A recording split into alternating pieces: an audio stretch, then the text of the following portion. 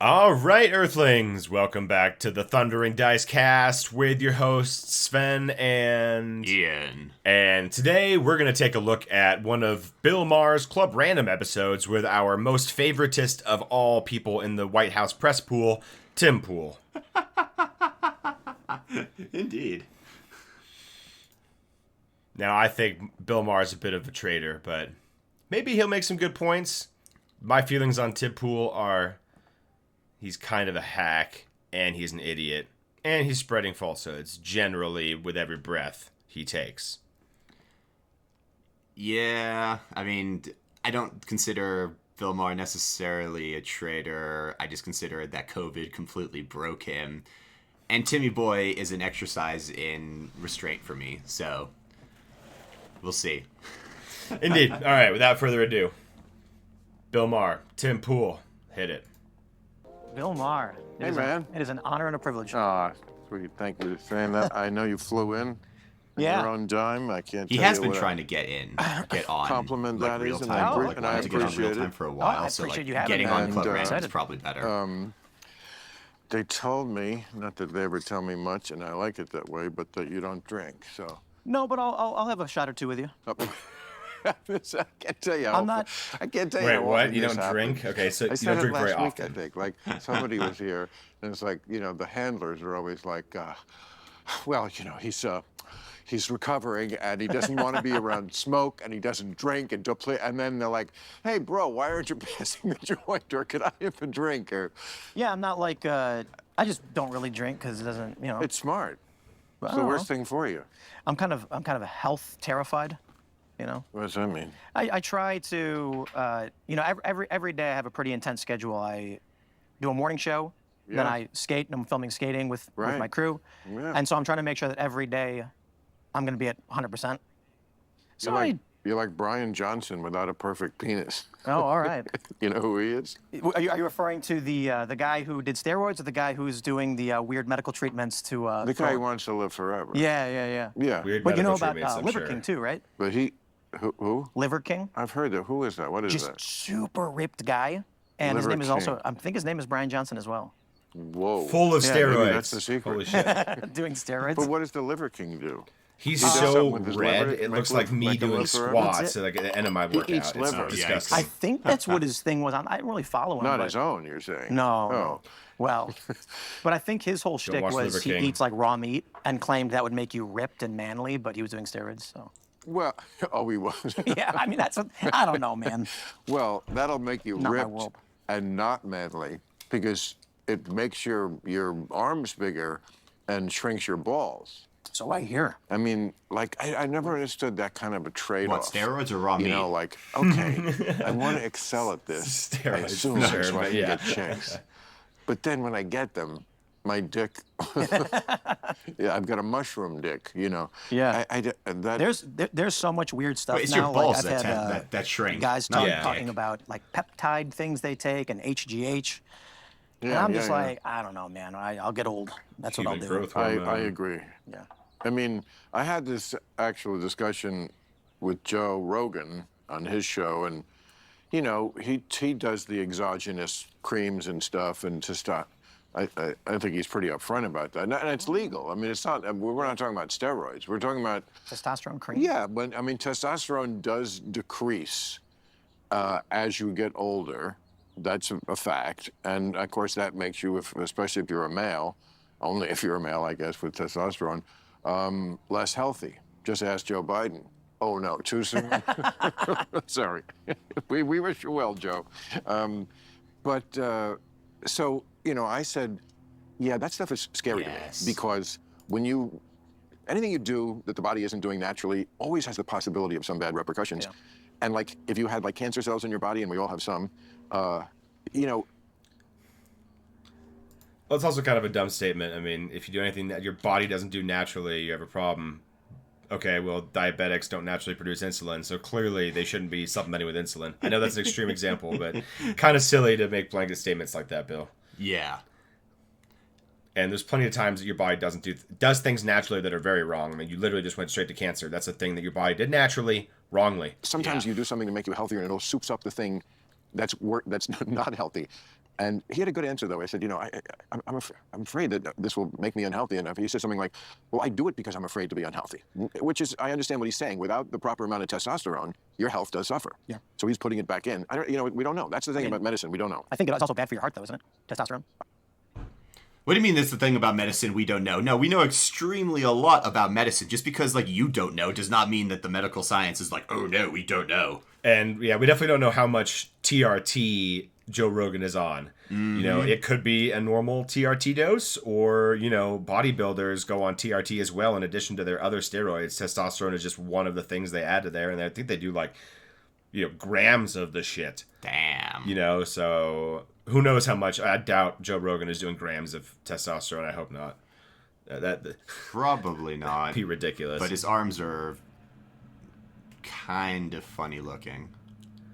I mean, I have to look at his delts and his pecs to see if he's, or delts and traps. To see the whole thing. He does not have much look how traps. vascular he is too. But that's more like leanness too. Whatever. Steroids, there's lots of weird things. Don't do steroids, kids. Just lift. I'm sure it's bad for a lot of train things. hard and eat right. Look, if it's bad for your balls, it's got to be bad for others. I mean, I just go by that test, wouldn't you? I mean, it's just I feel like sometimes the people who know the most have the least common sense. Perhaps. I mean. One thing that I've been dying to tell you. Said by the person who needs the least. I do this talk show, I do least. this news show. Pretends 20 years ago. I know. Yeah. Bill Maher may have like a personality that just, like, on TV, he Dunny Kruger's stuff so often. Like, I don't know, no one knows, because I don't know, you don't know, and I know this, and he then becomes an expert. Well, it's your fault. 20 years ago, every Friday, me and my friends are hanging out at shout out to Roger and my boy Brandon, who works with me now. Where is this? Chicago. Chicago. Right. And they were stoned off their asses, passing the joint, blowing pot smoke into an iguana's face while we watched Real Time with Bill Maher. And I was 18 or 19 years old, and that's what we did every Friday. So cool. Watching your show. I love it that they were blowing the pot smoke. And the iguana loved it. Who did? The iguana. It loved getting stoned. Oh, a real iguana. Literally, there was an iguana, and then one day, I guess. Well, yeah, of course it did. Every stoner says that about, my pet loves being funny. smoke blown in their face. But no, they don't. I mean, I remember with my dogs, not that I would do it on purpose. But, I would not blow smoke in their face. I'm a PETA board member, for Christ's sake. But, like, if I was smoking and not thinking about it, and the dog was That means next nothing, to me, Bill. I would see him, like, PETA is seriously. awful. So You're a it told me hypocrite. something about Something pot. about it, huh? Unlike testosterone, I use the common sense yardstick, and it told me that the pot is not bad for you if the dog is trying to eat it out of the air. Did you mix your tequila? I don't know. Yes. I think you said shot. Did you want it? Oh, I'll just sip a little bit and then watch it. That's some backward ass logic. Oh, that's good.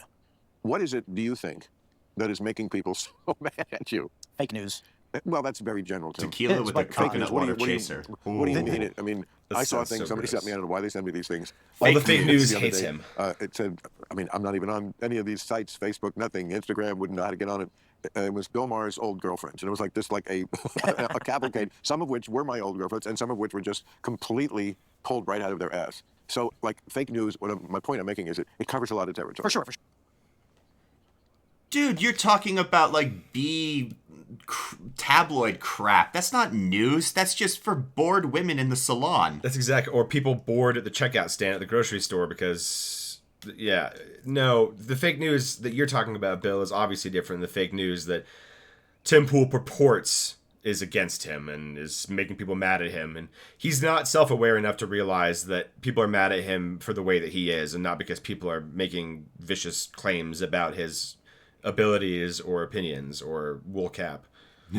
His wool cap. And to be fair, if Tim Pool and Bill Maher are in the news, generally it's not going to be like an expose in the Washington Post.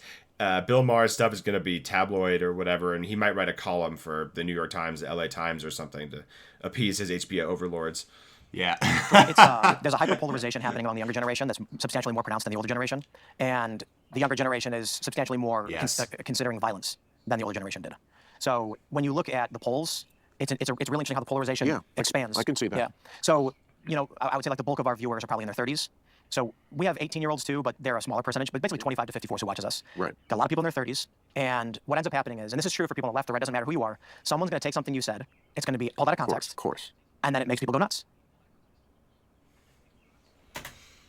Tim Pool, I've watched enough of your stuff to know that you are like the genius level of taking things out of context. Literally skipping over parts of an article that you find inconvenient to your narrative. And just conveniently glossing over it. I mean, if that's not taking things out of context, while it's actually contextualized in front of you as well, it's just super special.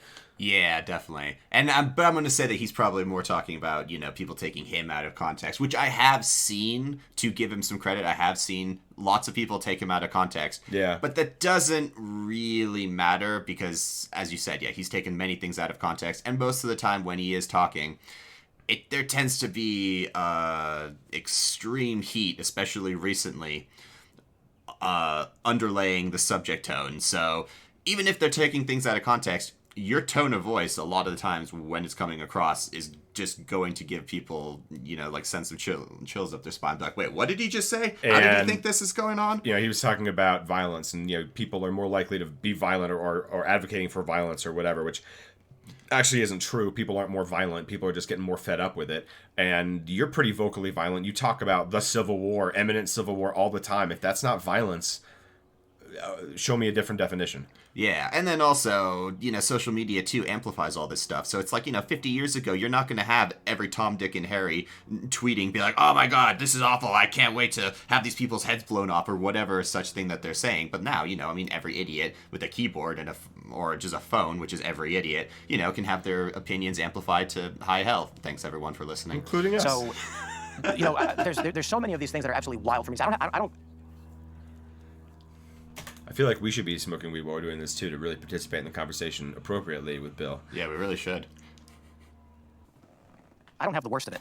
There's other people in media that have it substantially worse than I do. Their Wikipedia pages are just rife with weird, fake nonsense that's made up. I mean, I just don't feel like anybody in this country can even presume that what people think about them is anywhere near the truth. And if you do think that, you're very naive, and people are just going to want to believe. Somebody told me just the other day that... what? Don't believe what people believe about you, because what they believe won't be anywhere near to the truth, I think. Is this code for saying don't believe what the people online are saying? Because when you say don't believe what people believe about you, like, it's a really weird statement that doesn't make... I mean, like, I'm guessing that he's talking about, like, internet trolls and online comments. Yeah. If you have a buttload of haters, don't believe them because they're basically your most dedicated fans. The people who hate watch you are your most dedicated fans. So... And the ones you've managed to brainwash. And the ones you managed to brainwash. So my guess is it's just strictly on that. But it was such a weirdly phrased statement. Dude, this is the problem with Club Random. He cannot smoke weed and have a coherent conversation because he'll just lose the plot. Like, he'll go off in random threads. He'll say weird sentences like that just don't fucking matter. And then, like, half the time, his guest will be on an interesting thread, and he'll just derail the conversation. Because he's like, oh, yeah, and by the way, what were, like, the Byzantians doing in 1618? Not really that year. But, yeah, it's like, what? Yeah. Totally. Well, it is, I guess, called Club Random. It is Club Random. So it is random. Yes, but, like, That's unlike just like our game streams of consciousness, this is random and has no actual flow to it. Half the time, it just feels like it's a whole segment, but it just feels that, like, there's a river and there are 1,000 different tributaries going out. Speaking of girlfriends, this one is it's funny. This one wasn't in that list, but they could have put it there. But they were out to dinner with a few people, and this person said that I used to date Ann Coulter. I've heard that. Which I've heard it. Okay, well, it's What? not true, and both of us would say that. Oh, okay, Now, I was about my to friend say. with her- That's an interesting and anyone pairing. who doesn't like that can go fuck themselves. I'll be friends with whoever I want. I think I proved that over and over again, including with Donald Trump. I believe in talking to people. But it's not like I've ever, to either one of them, given an inch Oh, on shit, what my maybe beliefs now are. It's it'll not get like good. I'm taking Yeah, it. I just hopefully. think we need to talk to each other. Come on, Tim. And anyone who doesn't want to do that. But, this idea that... Oh, really? Would you talk to Hitler in image that 1944? people have of you is I anywhere think it's a little bit near late. what you really In are. 1944. Yes, that got way worse Like, in the there's no internet age, reasoning. but I think it was almost always thus. Absolutely. Yeah. I mean, that's kind of a good point. At what point do you give up talking to people? I mean, don't think Trump is talkable too. I think he's not reasonable. He's not going to listen to reason, logic, facts. Well, he's not going to change his mind, No, but I would definitely still talk to him. Talking to him, but Like, I wouldn't not with the intention of ever trying to change his mind or to No, persuade no, him. no, yeah, like- and I don't know how easy it would be for me to talk to Trump. I might rage quit because Yeah, I don't you know, probably would. because I don't think I'd be able to not bring up what he does and has said. And I don't know what kind of conversation Bill Maher actually had behind closed doors with Trump and how much fawning there was and how much, make sure, Mr. Maher, you know, we'll talk about these things here. Yeah, I have no idea. My guess is, I mean, I'm going to assume probably, like, none of that, like, kind of, like, shady shit, like, where you don't talk about what was talked about in public. Because, I mean, it's my guess is that, like, each to their own. Because unless Bill actually signed like an NDA and is not willing to break it and pay the penalty for that. Like I assume that that it was just like a normal conversation over dinner. I mean, like, if I had the fucking opportunity to talk to Trump, I mean, I would be like, I would say certain things, but your certain policies are pretty scary about deportation and things like that. But I would mostly just try to steer the conversation like let's just talk about healthcare. This is something I'm just gonna one issue. If I have like just 10 minutes with you, one issue I have down, one issue. I'm just gonna be like, I'm gonna make an impassioned plea. Like, these are the things we need to fix. These are the things you have the power to do right now.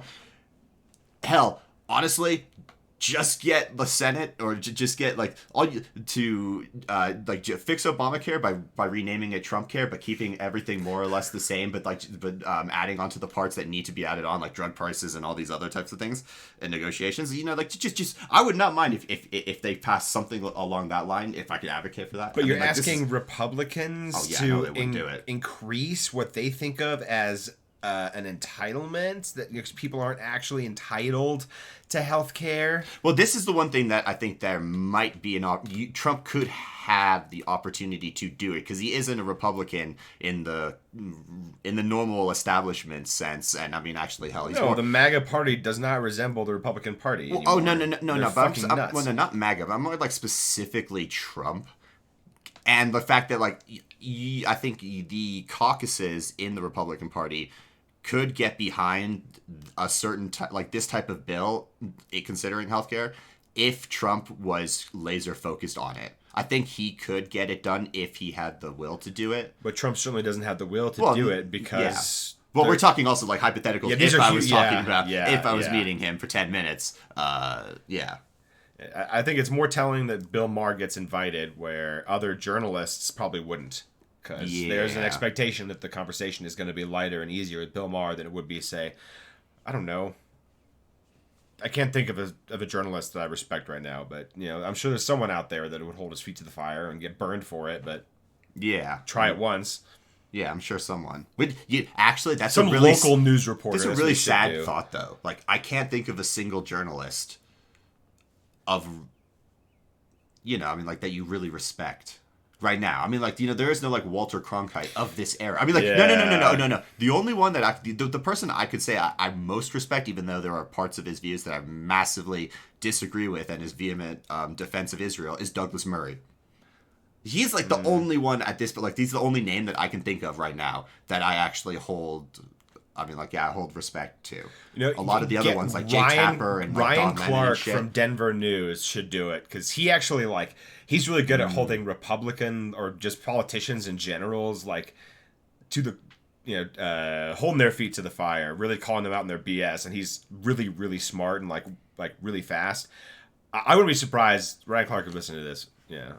Know that you are loved in Colorado. Someone's gonna fucking snap him up and put him on a major network one day, and then he's gonna get diluted and hate it. So, but put him in front of Trump right now and watch him tear into him, a really good local reporter. That's the shit that you want. That's the person that'll actually ask really hard questions and probably not back down, because their overlords at CNN or NBC or Fox or Newsmax or OAN or Russia, if your name is Tim Pool, won't allow you to make these kind of really charging questions. You need a Frost v. Nixon, an unknown fluff reporter, quote unquote, to really expose him. That would be glorious. Yeah, that would be glorious. We have drifted a little far afield from the topic, but I apologize. And then also just technically, not actually paid by Russia. There's a long paper trail. The subpoena never said that he was under investigation. No, they just show us to make sure that he got the money. No. I will say there's the message behind it doesn't mean it doesn't matter that it was basically innocent in this respect. The reason the message behind a lot of Tim's shit is very suspect. Oh, yeah, absolutely. It doesn't peddle hope. Let's put it that way. And let's put it this way as well. Even if he didn't know he was taking Russian money, that just means he was a useful fool for their purposes, at best. So congratulations, Tim. You got played. Or you're an asset. Which would you prefer? It goes both ways, too. My fans think they know me based on seeing my face. They do. Well, to be honest, I do 5 hours of recording a day. But those that watch, they watch several hours a day, and they think this shows them everything about me. Right. And to be honest, the people who watch me are much better informed as to who I am than the people who don't. But they still have this probably rose-colored glasses view of who I am and what I represent and stuff. No, I will agree with that. Well, yeah, but it's like that's like saying people who know me better than those that don't know me. Like, people that watch me know me better than those that don't watch me. A better way he could have said it is that people who watch me know me better than people who just read articles written about me. Fair enough. And so they... But sometimes fans, I mean, about a month ago, during my monologue, this had never happened in over 600 tapings of real time, but during my monologue, I see a guy in the audience with his phone out taking a picture and I stopped the monologue. I mean, I just... Yeah, I know. You got butthurt about it. What are you doing? Oh, really? He got so... he got so pissed about it. He almost he kind of went in a rage. Your own fans are assholes. And I was like, dude, chill the fuck out. It's a picture. Oh, my God. Wow. And he was a fan. And it's just, but like, people can be assholes even your own. You can't ever be so purist as to think, well, the people, the good people. I mean, that's one of our big problems, I think, politically. It's like this idea that we're the good people. We know we know what's good. And anyone who doesn't agree with that, well, they're an existential threat to America. And that happens on both sides. Oh, you are minimizing it so much. This is what the media does with Donald Trump. Completely sane washes and minimizes the crazy stuff that he does and wants to do. So when people say that he's an existential threat to democracy, and then you try to say that's way too much of a hyperbole, Trump only exists in hyperbole. Yeah. Including... And actually, I don't think the existential threat to America is so much hyperbole. Look what he's done in 100 days, Bill Maher. There are estimates, the number of people, not even in America, who have died from tuberculosis in those last 100 days because we have not been giving them the aid to treat it. The people who have been newly infected with HIV and AIDS because we have not been giving them the aid to treat it. We have a humanitarian duty to the rest of the world, in my opinion, as a member of the world and a somewhat ethical person. That's just an interesting way of phrasing that. Like, I don't necessarily disagree, but I'm like, because especially, because like Tim would say that we definitely don't have a duty to the rest of the world. We have a duty to our country first and foremost. Why not to the people that we've exploited historically for centuries? We don't have any kind of we can't make any small reparation. And what about the soft power that generates? All the soft power that we generated by such a small investment, the reliance on American drugs, the reliance on American pharmaceuticals, the reliance on American people on the ground there, bring back intel, the ease at which we can slip operatives into those countries. The better relationships we foster with governments that may be hostile towards us, that may want to ally themselves with extremist factions in the Middle East. That's all the kind of the soft power that we can generate through donations. That makes it just as important as the humanitarian aspect to our national security. That's a much better argument than the first argument. Yeah, because it plays into our need to control things as opposed to our need to be human. Well, no, but the reason as a Christian person, Tim Pool should feel a moral obligation to help his fellow man, including the ones overseas. He's not Christian. Okay. He follows the same ethics, more or less, but definitely not Christian. But no, the reason I kind of reject the first argument that you used is that it becomes redundant. Really quickly, because all people at one point or another, depending if that country or place was in power, has always been exploiting other countries and other peoples. That doesn't excuse the United States only existed for 250 years. Say this was an excuse, but I think it's you're saying, but you're using it as an excuse. Everyone does it, so we don't have a responsibility. No. I didn't say that, but you can use it's the same argument that Germany, has with Israel and things like that. It's 80 years ago we holocausted the fuck out of you, so now we're still fucking paying you money. To a certain point, it becomes a redundant argument when the other country can survive on its own. Now, here's a big difference, though. The German government isn't still hunting and exterminating Jews. The United States government is still exploiting other countries. Well, I don't disagree, but also every government is exploiting other governments. no first world nation. So because everybody does it means that we should be cool with it. No. You're taking my argument into a wildly different way. All I said was that I don't think the United States has a moral duty to give other people aid just because we're exploiting them. The better argument is the humanitarian, just we're being human because we have empathy. And the second argument, the soft power. I think those are the better arguments. Which are literally the two arguments that I made. But the first part, bloody hell, those were the second argument. The first argument about that we were just saying, I think like with the reparations, I don't think is as good as an argument as the other It may not be as good an argument, so maybe it's A, B, and C, and I listed it first, so I could save the best for last, because that's exactly what my plan was, of course. Yeah. Either way, my points are valid, and you agree with them. Yes.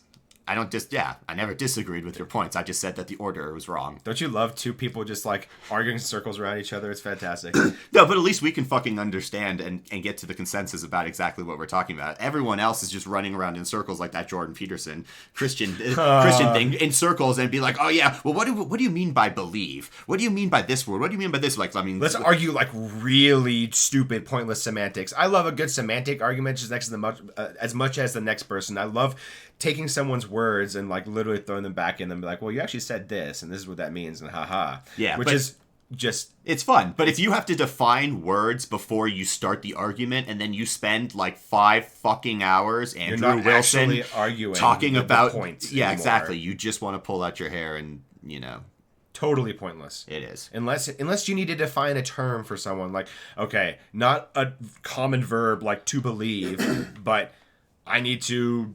define, I don't know, the part of a Krebs cycle that matters to a debate. Okay, fantastic. Let's talk about the phospholipid barrier and what that is in cells. Fantastic. I might want to contextualize that for you, but that has nothing to do with. No one would argue about that. They would argue about the verb to believe. That, or like the more easy one for a buttload of red pills in certain communities is, what's the definition of feminism? Oh. Yeah. Super annoying. It doesn't actually add to the debate at all, does it? No, because both parties will not agree on the definition of feminism, so then they'll spend the entire argument like dancing around the other's position or just going into straight attack mode and being like, well, because of your definition of this is feminism and stuff like that, this is why it doesn't work. And then if we link this to a buttload of other things, and we're going to go and just be like rapid fucking fire machine gun. And by the time, that person is done, they have literally unloaded an M80's worth of ammo into the opposing argument. And the other person's like, I don't know how to respond to that because you just levied 10,000 things at me. You've spewed a buttload of nonsense and you've flooded the zone to such a degree that there's there's no way for me to even begin to talk about one thing because I have to address 10,000 things in 30 seconds. That's such a irritating. It's a debate tactic that allows you to rely on not having to rely on actual strength of argument. Yes. Yeah. I agree, but it is a weird position for me to be in. I was talking to some friends before the show, and I was saying, like, I think that if you and I discussed policy solutions for the country, I'd probably be to the left of you. But in some ways, yeah. Probably most ways. You like Bernie. I did. I like Bernie, but I don't want socialism in America. We need more than what we have. We already have plenty. But the issue is, today I feel like what defines someone politically is not it's not the policies they want, but it's what they believe to be true. Correct, exactly. Yeah, Matt Taibbi writes about this. I'm a big fan. He's amazing. Yeah. And they call him far right now. I sure don't agree with everything he says. I mean, I think he's wrong about Russiagate and a lot of other stuff. True. But first of all, you say things that make me LOL. I cannot say that about many writers. Just the choice, like, description of something in 1 or 2 words is just very often just priceless. What were we talking about? Why did I bring up Matt Taibbi? What did he say? What makes someone liberal conservative? Oh, yes. He's so well about this and about how it's like Jesus. The modus operandi of news organizations used to be informing the public, and then it became audience stroking. How can we interpret this thing that just happened in such a way that our audience will give us likes? Yep. I like that. I like you said it that way. I like your point of view because that's what I already think, and I hate them, and so I like. He's right. He's right. Yeah. No, and it's just. I worked for ABC. Started ABC New Division did a joint venture in 2014 called Fusion, and I was at Vice, and I moved over there, and then they told me that the new trend was going to be called mission-driven storytelling. Absolute. And I said, what does that mean? And they said, there's no such thing as objectivity. Everyone is subjective. So we're going to tell the stories that our audience wants to hear. I had a meeting with the president, and he was talking to me about this, and I said, does that mean if there is a news story that is true and important, we would choose not to report it because it might upset our audience? And he said, yeah, I think that's fair. The company went bankrupt. They fired everybody.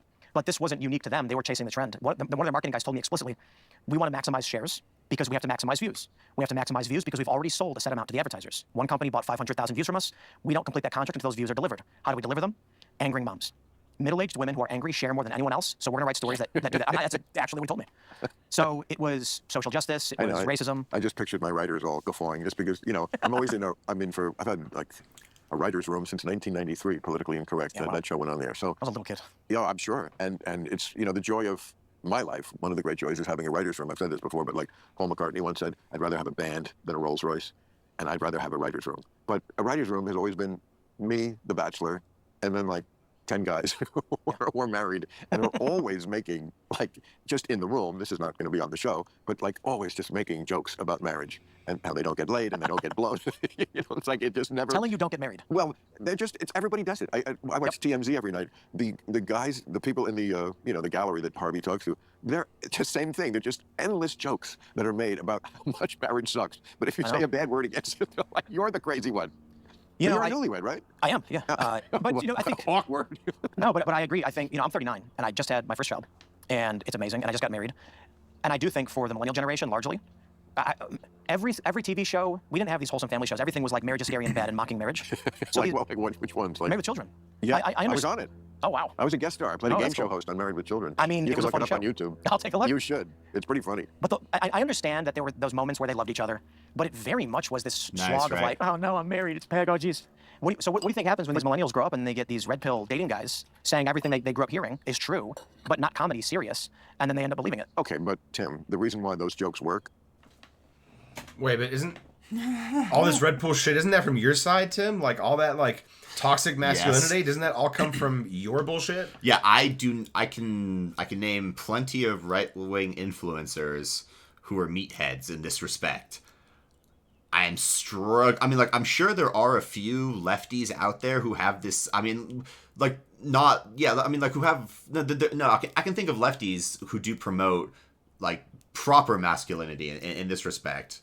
Not like the degenerate shit that you get on the right, but like yeah, like no, this is like I haven't heard many lefties be like, never get married, guys. If before you get married, you have to sleep with 1,000 women, and she has to have none. If she has none, that's the best. Then she'll completely stay with you because then you'll be pair bonded for life. Like that. All right, that podcast, the whatever podcast or whatever. Oh Yeah, my that's God. a good Those people are fucking lunatics.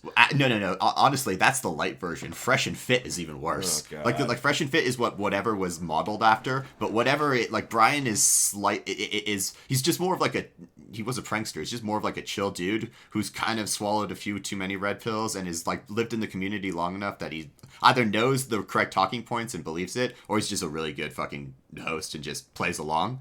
But like that's like the light version. Fresh and Fit is like 10 times more degenerate, seriously. God. Anyway, back to these degenerates. It's because that's how people do feel Getting about married marriage. and shit. Yeah. You know, Right, that's you're degenerate you're a behavior. newlywed is what you are. You know, at We've known each other for almost 20 years. 20 years? Yeah. So you married your high school sweetheart? I guess technically, we That's like something Dick Cheney does. it's pure luck. I am lucky. What the I'm fuck? lucky. Which camera do I look at? Just look at me. We're both from Chicago. We both like the same music. We have very similar views. We're both lapsed Catholics, and it's like you're lucky. I got lucky, and I know. Well, I'm a lapsed Catholic. We could have a throuple. Pass. Oh fuck. No, I am lucky, and you know, it's weird how I see all these stories and people talk about marriage, and I'm like, it sounds like you got married to someone you don't really know, because Allison and I know each other very well, and we get along very well, and we're both very rational, reasonable people. That's a great thing to find in a woman. I know. And I don't mean that. I'm not saying women are crazy. They're not. Men are also, or let's put it this way, we're both crazy. Yep. And it's not like men aren't emotional and blah, blah, blah. But I don't really care about that aspect in men because I don't date men. What I care about is the opposite sex. And if you can find a woman who's sexy and also rational, that's great. Because they sometimes, let's just put it this way, they sometimes don't go hand in hand. That's true. You know, it was funny that I've said my piece. I was talking to my wife, and I made a joke. You know, I said, "Bitches be crazy, yo," which is a line from the movie. Of Frozen. course, it's nothing. And then she goes, "Are you kidding?" She's like, "I've watched you guys out there at the skate park. You guys are nuts." And I look out the window, and one of our team riders is like trying to jump off a building, and I was like, "She's right. Men are crazy in different ways. Different ways, of we course. Got a guy Absolutely. who. So we bought these things called Grabos.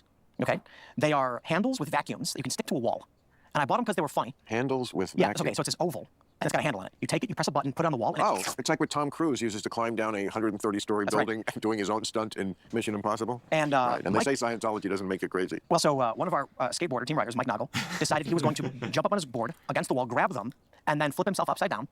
And then he fell on his head, and he had to go to the hospital. And so I said, you know, my wife is right. Men are crazy in different ways. Yeah. That is No that is doubt, awesome, no though. doubt about that. Yeah. It's just doesn't Shit, matter so to that's me, something I because I don't do. have relationships he with men dropping in there, too? involved. I You know, don't know. depends. He You know, always once puts in a that while, like tonic, there have tincture, been whatever. guys- It's got to be like guys some I like, CBD or and, weed shit. I'm not gonna mention Or it's like some anybody rad like specifically, mushroom crap but, because he's like, ooh, it needs they like will get gut a little flora. girl, and I will have to say to them, bro, Some I don't have this kind prebiotics, of shit with bro. women. You think I'm gonna have it with you? Like, I'll call you back when I'll call you back. Okay? No nagging. If I want to be nagged, I'd have gotten married. Again, I wouldn't do this for a woman. So just don't be so clingy. You know, the way the world is going, everybody could use therapy, but a lot of people I know... No, that's true. If you're not willing to do it for a complain, woman, most likely you're not willing to do it for a man. Because back If you're a dude. Club random Yeah, to save 20% I mean- off your first pair. Terms and conditions may apply. Yeah. So I how's can your really wife think like of- West Virginia? But does it go the other way around? Is there something you would only do for a man that you wouldn't do for a woman? Moving on. Yeah, I really so many jokes. I think she likes it. You know, I They think like green acres. She wishes, ew, she out wants, of it. she wants to be in Montana.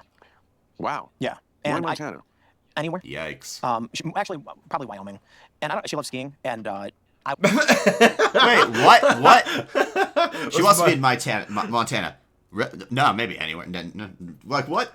I mean, Montana's huge, but so is Wyoming. That's really funny. And yeah, they're like close to each other, or next to each other. I can't picture the map right now, but they're up there in the north. I would love to go there as well. In fact, we looked there before coming to Western Maryland, but it's impractical to try and do an in-person news show from Wyoming or Montana. So Well, why is it any more impractical than West Virginia? because we're an hour from DC. So you land at Dulles and you're an hour and a half and you're in the studio ready to go. Right. Yep, I looked at Maine too. You know, because we were like far away, middle of nowhere, Right. safer, more secure, and we need the internet. Safer, more secure. We need the internet, middle of nowhere. Like, this is like some real Walden farm, like Walden Pond shit. Like, yes, I went and I lived in the pond for a year. Yeah, you're like fucking outskirts of Boston, dude. Yeah, well, this is, I mean, they are in the, back end of nowhere in their compound in the mountains, with their chickens and their armed security and their many guns and their many people. See, that's how you know these big people are crazy. Like, anyone that has a compound is probably crazy or evil. Well, I don't know, actually. Pablo Escobar compound. That's a really bad example. The because Nicaraguan Tim is not a junta fucking compound. drug dealer. The Vietnamese, insurgent compounds. Like, compound This is just like has a real... commune, man. Which is a Fucking little more, hippies. which is a little more hippie, but they're just not as communistical. Except Ian. He's the hippie. He's the real hippie of the group. So guys East are Coast is weird. best. Yeah, they are. Half the country lives on the East Coast. Right. So if we could, we would have done Wyoming, and then been skiing and farming and whatnot. Well, this just goes to what I always say about politics, I think, which is that it's an outgrowth of personality. Obviously, your personality is you want to be remote. You're not a city guy, even though you're from Chicago. That's not your personality. You're a guy, West Virginia was not remote enough for you. You wanted someplace with an even bigger sky. Montana, Eventually. Wyoming. I think eventually, for us, it's I'm a suburban guy. Like, I grew up in the suburbs. I never liked living in New York City. I know it's a great city, and I enjoy going there a few times a year in the spring and the fall when the weather's nice, and I know a lot of people, and of course, it's the greatest. But I never enjoyed being there. I like the suburbs. That's what's just my personality. I agree. I Maybe think I'm that's probably a why suburb guy. I'm sort of like somebody who both sides can talk to, because I'm not exactly a city dweller, but I'm also don't want to live in the middle of bumfuck. You know what's fascinating is my neighborhood from Chicago turned red. What? And Yeah. so my audience, the biggest demographic is location-wise is Chicago, and it's a weird position to be in because to see Chicago's liberal. My neighborhood was by the Midway Airport, and it's a lot of firefighters and cops. Yeah. And it's largely like Polish immigrant and then like white working class and Hispanic, and it flipped for Trump in Chicago, and I think Some parts of the Bronx too. oh wow, I think my politics are like if you were, I'm like a Chicago liberal, but the way things have gone, especially with like the woke stuff. Is where I end up in this position, and so does my neighborhood. I think it's interesting to see my neighborhood reflective of my politics and vice versa. I think the phrase I would See, prove my point once again. These people are truly one-issue voters. They're so hung up on this woke thing that they will literally vote for anything. Yeah. Like, I understand the reaction and why it happens. The fact that it's persisting this long, though, is fucking ridiculous. Yeah. That's the thing. Like, this is not a natural phenomenon because they keep bringing it up and they keep, like, just, playing the victim to a certain degree, even though they've won. I mean, we're 5 months into a new administration. And, like, the woke shit, they will still bring up. And you gotta, like, let certain things die. Because, on the left, I gotta feel... There is still plenty of woke justice warriors, but I got the majority, like the real, like the voters, not the online class, are not that. Most of us don't really think about it like all the time because they're just people like we all are, and they don't bother me in any way. They're just, they're friends and neighbors and colleagues and whatever. But the people on the right really they seem to need to have someone to call the boogeyman. So if it's immigrants, or if it's gay people or trans people, or if it's just this general catch-all term that they've co-opted, woke, they always have somebody that they can blame for all of their ills and all the things that go poorly. And it's a great distraction from the actual policy that they're enacting, gutting Medicaid, cutting Medicare, gutting VA benefits, taking an axe to entire government programs just to see what happens afterwards, and then scrambling to try and fix it. Scrambling to fill government positions now, like air traffic controllers. Speaking of Chicago, people are not supposed to fly into Chicago right now because it's so fucked. Thanks to the people that you, Tim Pool, enjoy having in power. All because of wokeness, according to you. It ruined everything. So you're willing to sacrifice the whole fucking rest of the shit because you got offended by some woke shit. God, that is small-minded, short-term thinking, isn't it? Yeah. Was using last year was aggressively non-common sense or uncommonsensical. And it's like I accent aggressively.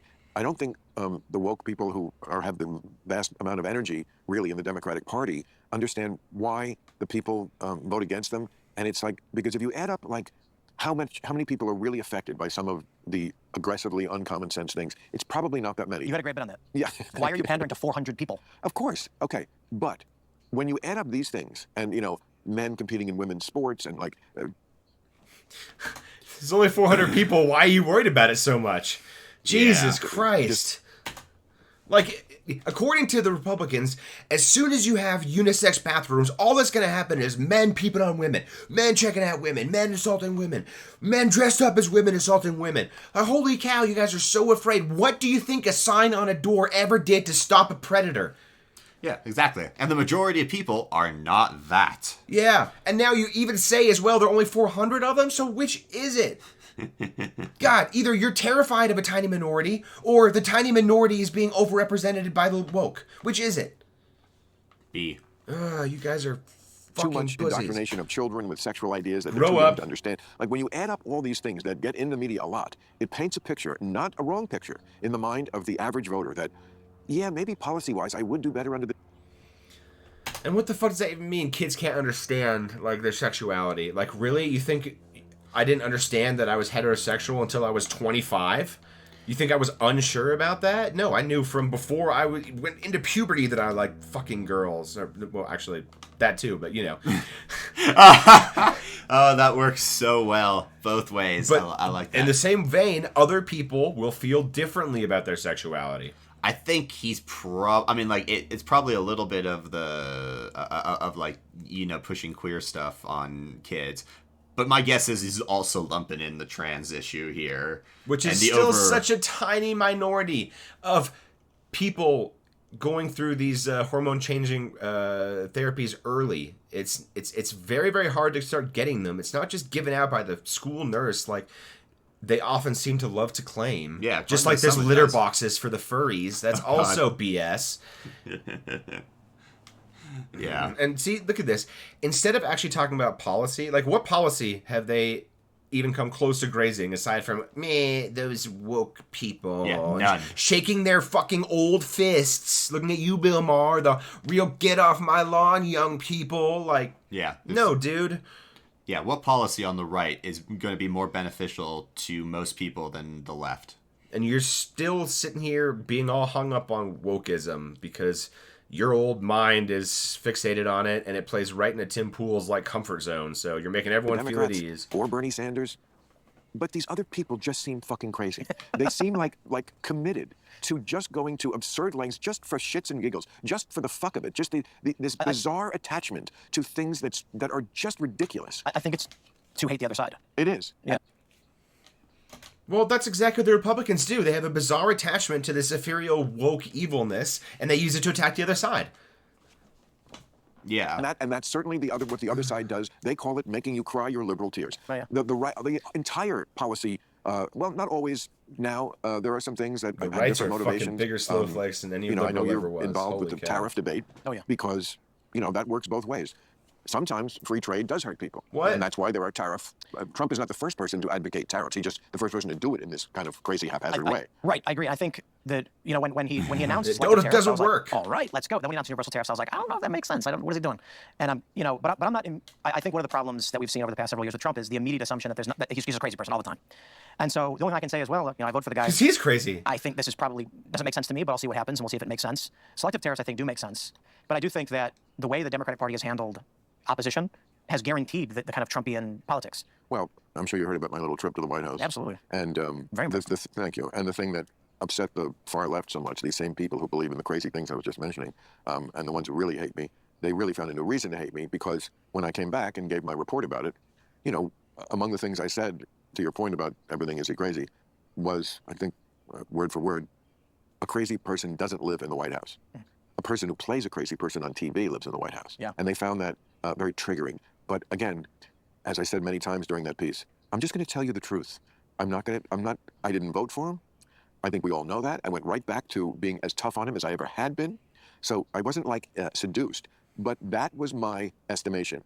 Again, to your point about, is he just crazy? When you meet him in person and spend that kind of time, and he's not on his his attack mode thing, he does not strike you as a crazy person or a person who doesn't listen or can't hear things. Again, they were very mad at me for saying this, but that's what happened. And I am not a liar. That's my main bond with the audience. So even if I offended some people by telling the truth, in the long run, that's what I do. And they, What I saw. I will agree with Bill. I don't think Trump is crazy. I mean, I know lots of people like to say it, and I mean, like, we've had quasi-arguments about this, but I've never thought that Trump is crazy. His actions are erratic. I think his actions are erratic. His general reaction to questions is always to attack and obstinately defend a position that we know is factually incorrect. Doesn't matter how wrong it is, he will stick by it. So it depends on what you define as crazy. Is crazy sticking to the same thing over and over again and expecting different outcomes? That's one definition of crazy. Isn't that Einstein's definition of insanity? I'm not sure, but Trump keeps harping on tariffs, expecting this to solve all the problems, and then backing down off those tariffs. And he keeps, parroting that this is the way it works, and this is all negotiations. I mean, I don't know. That's one thing that he's obstinate. He refuses to change his preconceived opinions. He is a racist. He is very manipulative. He is very sexist. He is not bright enough to be president. He doesn't pay attention and do his due diligence as president. So those are all things that are more concerning to me than may he be crazy. Indeed. Just to remind you guys, he's attended 12 daily briefings in his time as president. 12. And, daily means daily. It's not like biennial or something. In 2020, I was not going to vote for Trump. I'll never vote for Trump. I don't know. And I donated the max to Andrew Yang and Tulsi Gabbard. And my position, my whole thought process was, the Democrats are going crazy, and we need the moderate, sane Democrats to maintain control of this party and stop the insanity. Correct. And they lost. And so then Trump put out his statement in around August saying, Tulsi Gabbard is we're going to ban DEI in government contracting. Again. We're going to do these things, blah, blah. No new wars was big for me. I'm a very anti-interventionist for a lot of reasons. And so I said, I guess I'm voting for Trump. Instantly, it was like the liberals, even YouTube, they all said, we're going to move your name over to this list. I kid you not. There's representatives at YouTube. They told me straight up that the liberal rep was no longer representing me, and they were switching me to a conservative rep. It was the weirdest thing. Yeah. And I'm like, it's not that I like who Trump is or that I'm thinking that conservatives have good policy. I'm pro-choice. The issue is that you can look at it right now. There's no charismatic. Man, don't pretend to espouse social virtue and then vote for Republicans whose massive cornerstone of their platform was to overturn the Roe v. Wade precedent in the Supreme Court, allow states to make up whatever laws they want to about abortion. That's a cornerstone of their platform, and was every single time they've ran with Trump. So if you're pro-choice, it's really hard for me to hear that you want to square that away with voting for someone who actively just wants to take it away from everybody and wants to make it easier to criminalize it. On the flip side, though, you can still vote for someone and hold your own ideals, but not have that person you're voting for hold the same ideals, but it could be just the balance, the greater. As long as pro-choice is really, really low down on his priority list, and woke is really, really high up on his priority list. Otherwise, I don't think it's easy for me to square those two propositions. But I have a different way of thinking about that kind of stuff. I think that, right to abortion is a human right, and it's a female choice to make her decision about that. Best done in, a calm manner with a doctor and your family. Hopefully, if that's not the case, that sucks, and then it's really up to her. But anyway, he's pro-choice, I'm pro-choice. It's something we apparently have in common, only I would never feel comfortable voting for Trump at all. There's so many reasons beyond just pro-choice that you can't. I mean, I could be ridiculous and say certain names out of history if they would have been the Democratic nominee. I'm thinking, but I'm being redundant here. Here. There's no policy position. It seems like the only thing they have is the right is bad, Trump is bad. And so I'm asking, like, what are our plans? No, they have, Democrats have policy positions on everything, and many of them are, I think, preferable to Republican policy positions. Number one being they concede elections. That's kind of a big one with me. They listen to what courts say. Well, thank you, Bill, for saying something common sense for once. They listen to what courts say. I mean, so Joe Biden ignored the court rulings twice on forgiving student loans and then tried to decree the Equal Rights Amendment. That's true. That's true. But no, he didn't ignore. Wait. Like, this is like stupid because like.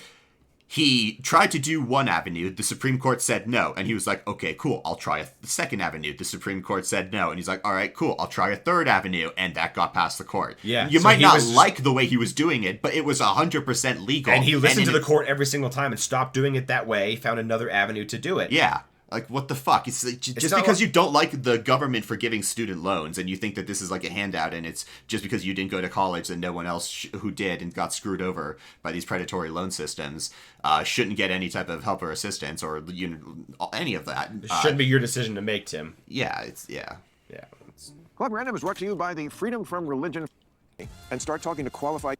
Pick a time, site based on G2. So you lived through a lot of these administrations and these political cycles. Yeah. And you have experiences that I don't even know they exist. Yeah, but you know what? I didn't live through Lincoln, but I know about it. Sure. My point is, my experience in politics has been the Democrats have challenged more than the Republicans. To be fair, Trump challenged the court? Right. Challenged the elections more than the Republicans have, in extreme ways. That's ridiculous. So, but perhaps because you're older than me and you've seen more than I have. That is ridiculous. Again, there are history books, there's newspapers. I know. You don't know something only because you live in it. But this is one of these things that Tim has actually like kind of brought up before that I never understood. Is that like the things that you, I mean, like, I understand it to a degree, but like the things that you live through are more pertinent than like the history you can read, and like what you've lived through is more true than the history you read. Is like kind of the. I mean, yeah, we are really unreliable narrators of our own stories. I agree. Reading, experiencing something is definitely more real, than reading about it. Even though the things you read about absolutely happen because they happen to other people or are being told to you. You know, I mean, 90% true and 10% bias is, it's fine for horseshoes and hand grenades and history, I guess, but not really precise. Yeah. About the French Revolution also. My point is... I mean, you could know about this. Indeed. This is something that people your age say all the time, and I've made fun of it before. Like, it's this, like, if I wasn't alive for it, it didn't happen. Yeah, rightly so. I mean, just read and learn about it. I'm saying that in 2016, I didn't vote for either Trump or Hillary, and then I got 3 years of Trump as working for the Russians. He was not working for the Russians. Jonathan Chait went on MSNBC and said he may have been a Soviet asset since the 80s. Well, and so for me, I'm like, I'm out. This is crazy. And so, like, understand. And I'm not saying but just because idiots say idiot things doesn't mean it's true. Years is different from reading the condensed history books, which of course I do. So to live through 4 years of a president, their term every single moment, the history books gloss over most of those experiences that we don't have as young people. So I have people on my show who are 25, and one of the people who works for us says nothing ever happens. She's 24, and this is like a Gen Z thing. Nothing ever happens. And I said, are you kidding? The past 10 years have been nothing but happenings. Yeah. Here's the issue. When she was 14, she wasn't paying attention to politics. When she was around 20 years old and started, this was the natural state of politics in her experience. So this is basic. This is normal. And for me, it's crazy. And I think for you, it's crazy. But they grew up in this and they've normalized it. So my view is this. Not to say that you're wrong, obviously. My point is, when I watched the Democrats accuse Trump and Manafort and Carter Page and all of these things, especially when they fabricated evidence against Carter Page. Manafort, you want to talk? Wow, dude, that was a legit case. To deny an election. You're watching a little too much Fox News or somebody who's slanting this a certain way. I mean, Paul Manafort was sharing polling information with a GRU agent. And do you know how they found out about that? How did they find out about that? Ukrainian government officials shared it with the Democratic Party. Politico reported it. So you have this Ukrainian interference in our election as reported by Politico. And I look at that and I go, wow, the Ukrainian government sent incriminating evidence to the Democrats? Crazy story. Then they claim Donald... But it was true. Indeed. And the issue is, why wasn't that a scandal? Now pause it. Like right there. I mean, like, just because you want to connect another government giving the U.S. government intelligence of a potential wrongdoing, and then we investigating that and find that wrongdoing is actually happening. The source of the intelligence is not relevant. I mean, even if it was from fucking China, if our investigation proved it to be true, it doesn't matter what the source says. It matters that, oh shit, this is true. And you're like, oh yeah, it was true. But so you just take away that this Ukrainian interference. How they feel about something matters more to them than the actual fact that surrounds that feeling. Yeah. And then if you feel it to be true, it's like, God, I keep thinking about Jeremy Clarkson. If you believe something to be true, it will happen. Like, God, they're just trying to will this into existence. Yeah. Still. Yeah, and him, and also, like, you know, him just saying the like, you know, like the lived experience, or like the example of his employee, you know, like nothing's happening, and he's like, no, everything is happening, and like, because he's, you know, older, so he remembers a time when newspapers and social media, I mean, newspapers ruled and social media didn't, and shit like that. So he thinks it's crazy. Like, yes, the subjective experience definitely matters, but still, you don't need to have the day-to-day in a history textbook to understand the gravity of what was going on. Mm-hmm. In any type of history. It's like, it's just such a low common denominator. You know what it really is too, is I haven't taken the time to study things that happened before I existed as much as I've just existed. That's actually the better way of saying it. I've been too lazy to read and find out what happened before me, and I'm just going to judge everything based on today's moment. Yeah, which is a really easy way out, I guess. Yeah, that's true. And I guess if you and the people that he's talking with, this 25-year-old person that's working for him, I hate to make a judgment based off of one comment about this person, but he may not be hiring the best and brightest. Yeah. Just, you know, throwing that out there, Timmy boy. Let's not get, because this is a friendly thing. Although he couldn't get anyone weeds, smarter than him. Unlike the Russia thing. First of all, it's like 5 years old, so people are bored with it. Okay, but I'll just say this in general. It'd be hard to argue with it, I think, but I'll just say it, and maybe we can just move on. Whatever it was, I don't think Trump was a Russian asset. Don Jr. at one point said, or maybe it was Eric, we do get a lion's share of our country, you know, to the company from the Russians. So there was obviously a lot of involvement with the Russians. Trump was asked at his first press conference, and he said, I have no dealings with the Russians. It's a total, complete lie. They had nothing, it's not illegal. It's not, but it's it just looks suspicious to say, I don't know anything about the Russians. I have no idea. And they're like, I don't know anybody who's talking to the Russians. Everybody in the administration, Michael Flynn was prosecuted for it, was talking to the Russians. Like 4 Congress people went on, what day was it? Like the 4th of July weekend over to Russia to meet with government officials there. Or Memorial Day. It was a really important American holiday, and this was right before the election, and they all flew over there and met with some Russian officials and came back. You know, like that doesn't sound suspicious at all. Why? Yeah. He said on TV, Russia, if you're listening, I want your help with something. Okay, whether you think that's good or bad, it was completely unprecedented. So, like, the idea that he should not have been investigated for, there's a lot of smoke here with Trump and Russia. To me, okay, I'm sure they overdid it, as everybody overdoes everything, but there was a lot of smoke, enough to investigate, and what he was asking another country to do in our elections publicly was unprecedented. We always had one rule in this country: we're going to go against each other. Yes, Republican, Democrat, we'll do whatever it takes, but we don't bring in ringers from outside. Ukraine. What they brought that in the same election? What? Ukraine was not brought in. Read their story. It was I can't remember the guy's name who reported it. No, it's possible that, again, there's always some version of it on the other side. It's just not a ringer as egregious, I think. You know, they're accusing me of working for the Russians now, and this is, or they tried. And so here's the story. I get contacted by a conservative personality. I've got 3 shows that I host, several that I have staff that host. One of them is called The Culture War. Right. We produced it for 2 years, Friday mornings, similar to this, sometimes debates.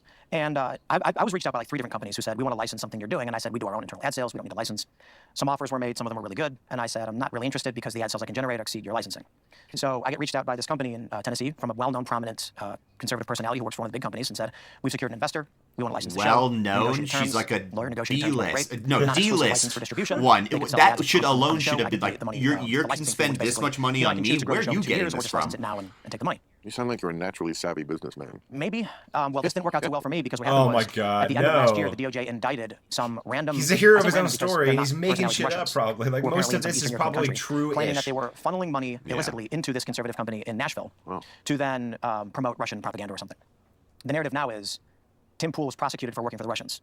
The real story is the DOJ launched an indictment and dropped it almost immediately with no evidence. I have never seen a story that says you were prosecuted. What? Yeah, once again, he is making himself out to be a large victim and the hero of his own story right here. Yeah, this is a little... it plays really, really well for his audience, I'm sure. Once again, they love a victim, and nothing better than your hero to be a victim as well, so you can even more rally behind them and Patreon the shit out of him and conservative personality of illicitly taking money from the Russians without evidence, destroyed the company, destroyed their lives, and then impugned the honor of anybody who had done any license agreements with a Nashville-based company.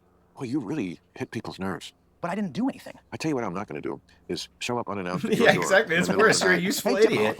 You took Russian money without realizing. Oh, like, give him more money. Give him a better platform. Just make sure he talks. Keep him going. He's a fool. We love it. That's true. They're not, I don't know. But does it make your wife nervous? Does she hate it? Does she like, get out of the game, man? Yeah. Oh, yeah. Get out of the game. Yep. Really? Uh-huh. And what do you say when she says, get out of the game? Yes. You do? You're going to get out of the game? So. No. Yeah, last October. Scoop.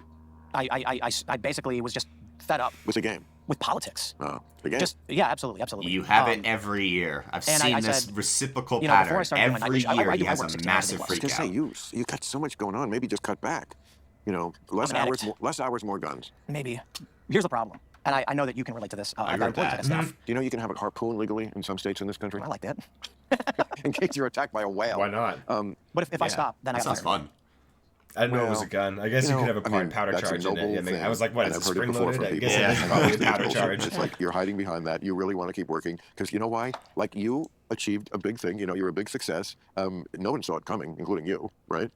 Did you think you were going to be this when you were 15? In some form, yeah. Oh, really? Okay. Yeah, I'm a piece of shit. But doing this exact thing? Or close to it? Close to it. Yeah, I'm the same way. Yeah. I knew I was going to be a comedian when I was... Shilling for Russia? Before I was 10. Yeah. And then I imagined... in my day it was Johnny Carson, so I imagined being that. But it morphed into more... No, I think a political talk show, but also a gregarious, charming host would be, a great combination. I think people who claim otherwise are lying. Not always.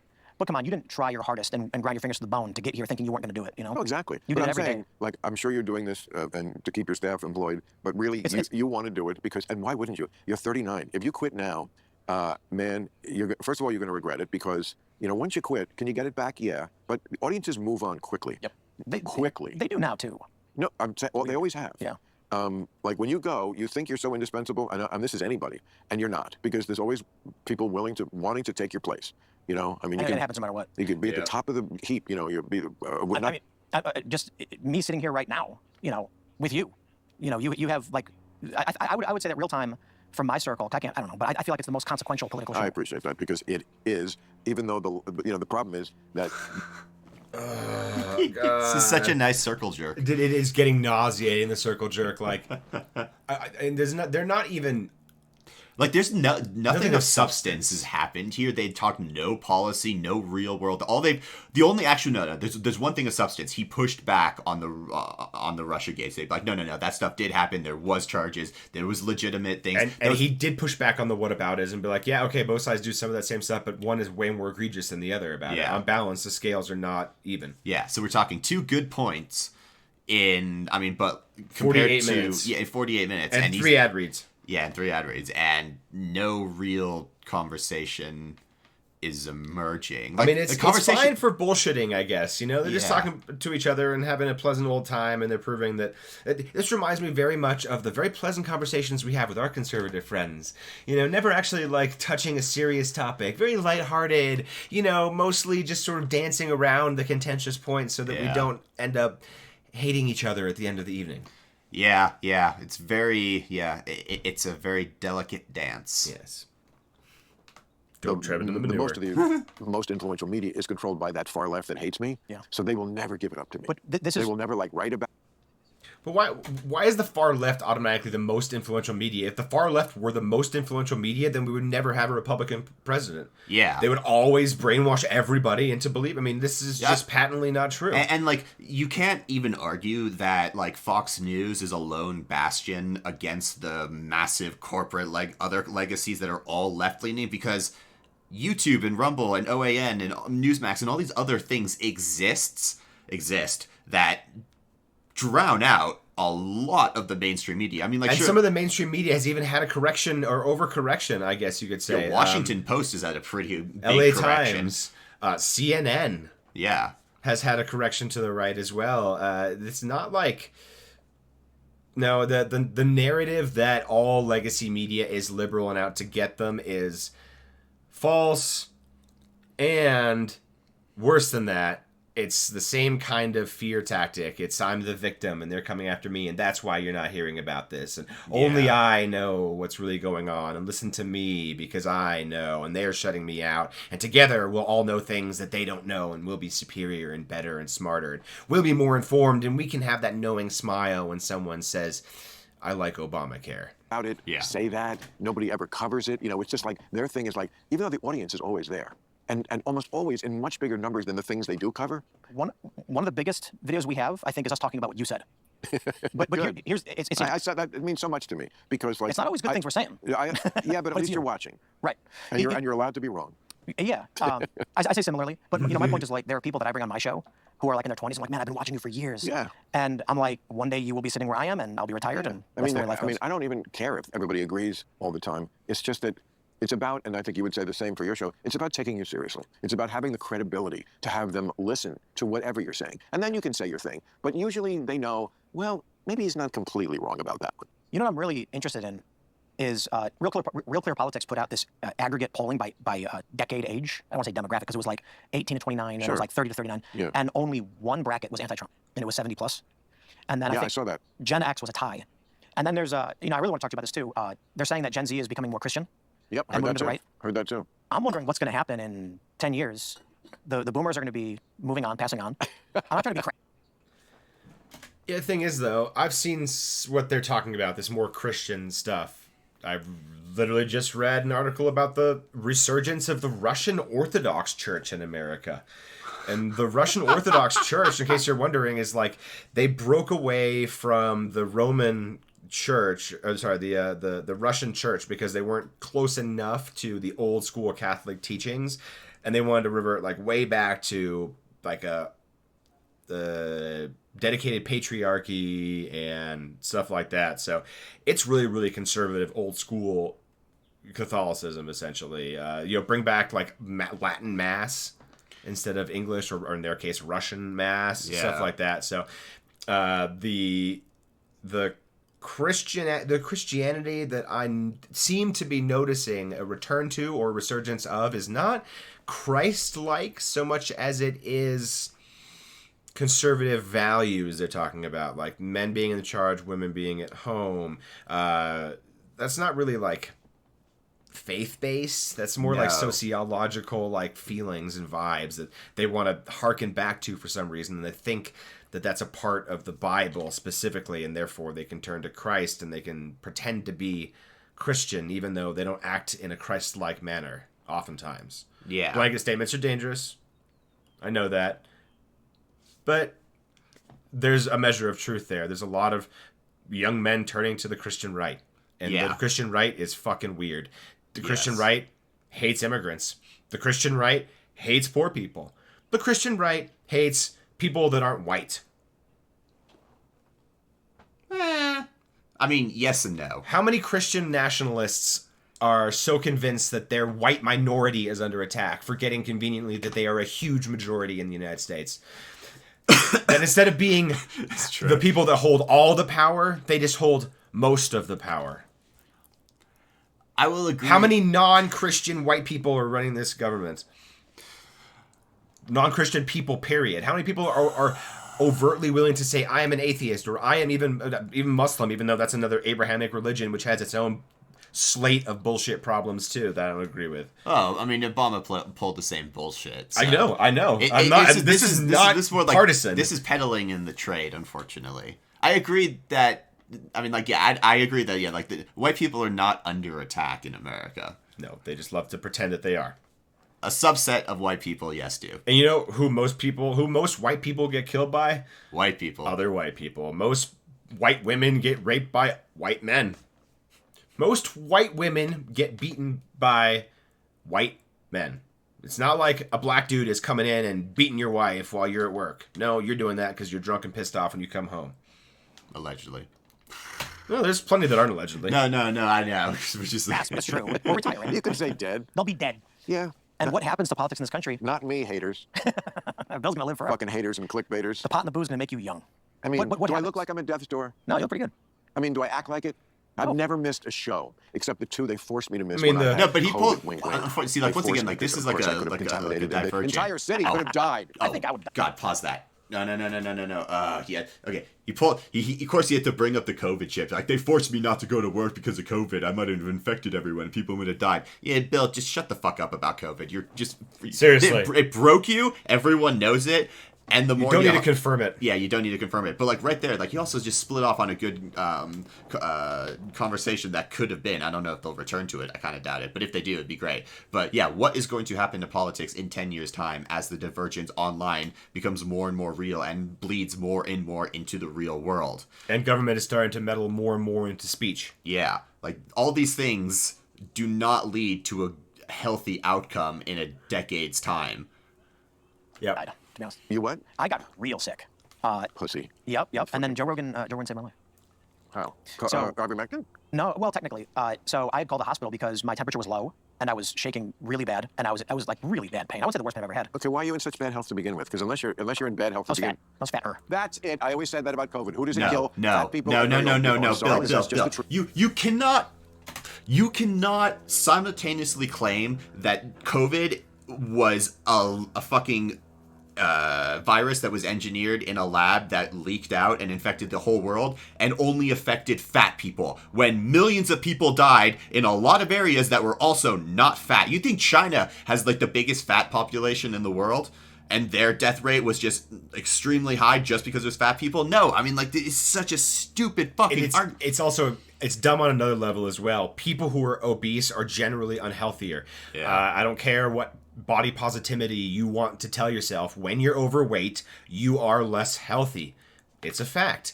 And that means that you're less likely to fight off any bug, any disease, any virus. It doesn't matter what it is. COVID was bad because it was endemic to the point where it became a pandemic. We had outbreaks, so it was everywhere. It wasn't like the cold, which is pretty mild. But, you know, something like the flu can kill you. And who does it affect more than other people? It's not young, healthy people die of the flu. No, it's fat people, old people, and young, like infants. Yeah, or you know, like immunocompromised people like me. I mean, untreated, the flu will fucking kill me. If I don't get to a hospital, I will fucking die from it if it's really... Which is another reason to be vaccinated so that you're less likely to transmit this shit to people like you. Yeah. You, I'm looking at the microphone. You, I'm looking at you people in the TV and YouTube. Yeah. Vaccines save lives. They do.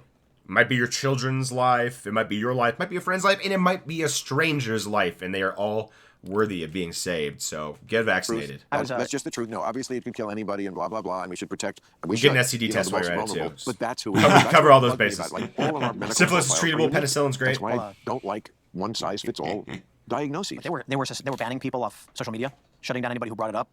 It was a weird time, and it still is weird. And Yeah, there's that's also I don't know. private companies Brandon doing is brought that. to I you mean, by yeah, the may have been audio slightly marketing influenced gurus at by Radioactive Media, the... recently ranked number 12. God, screw you Jesus guys. Christ, how many Another fucking ad read. ads? Holy shit, mate.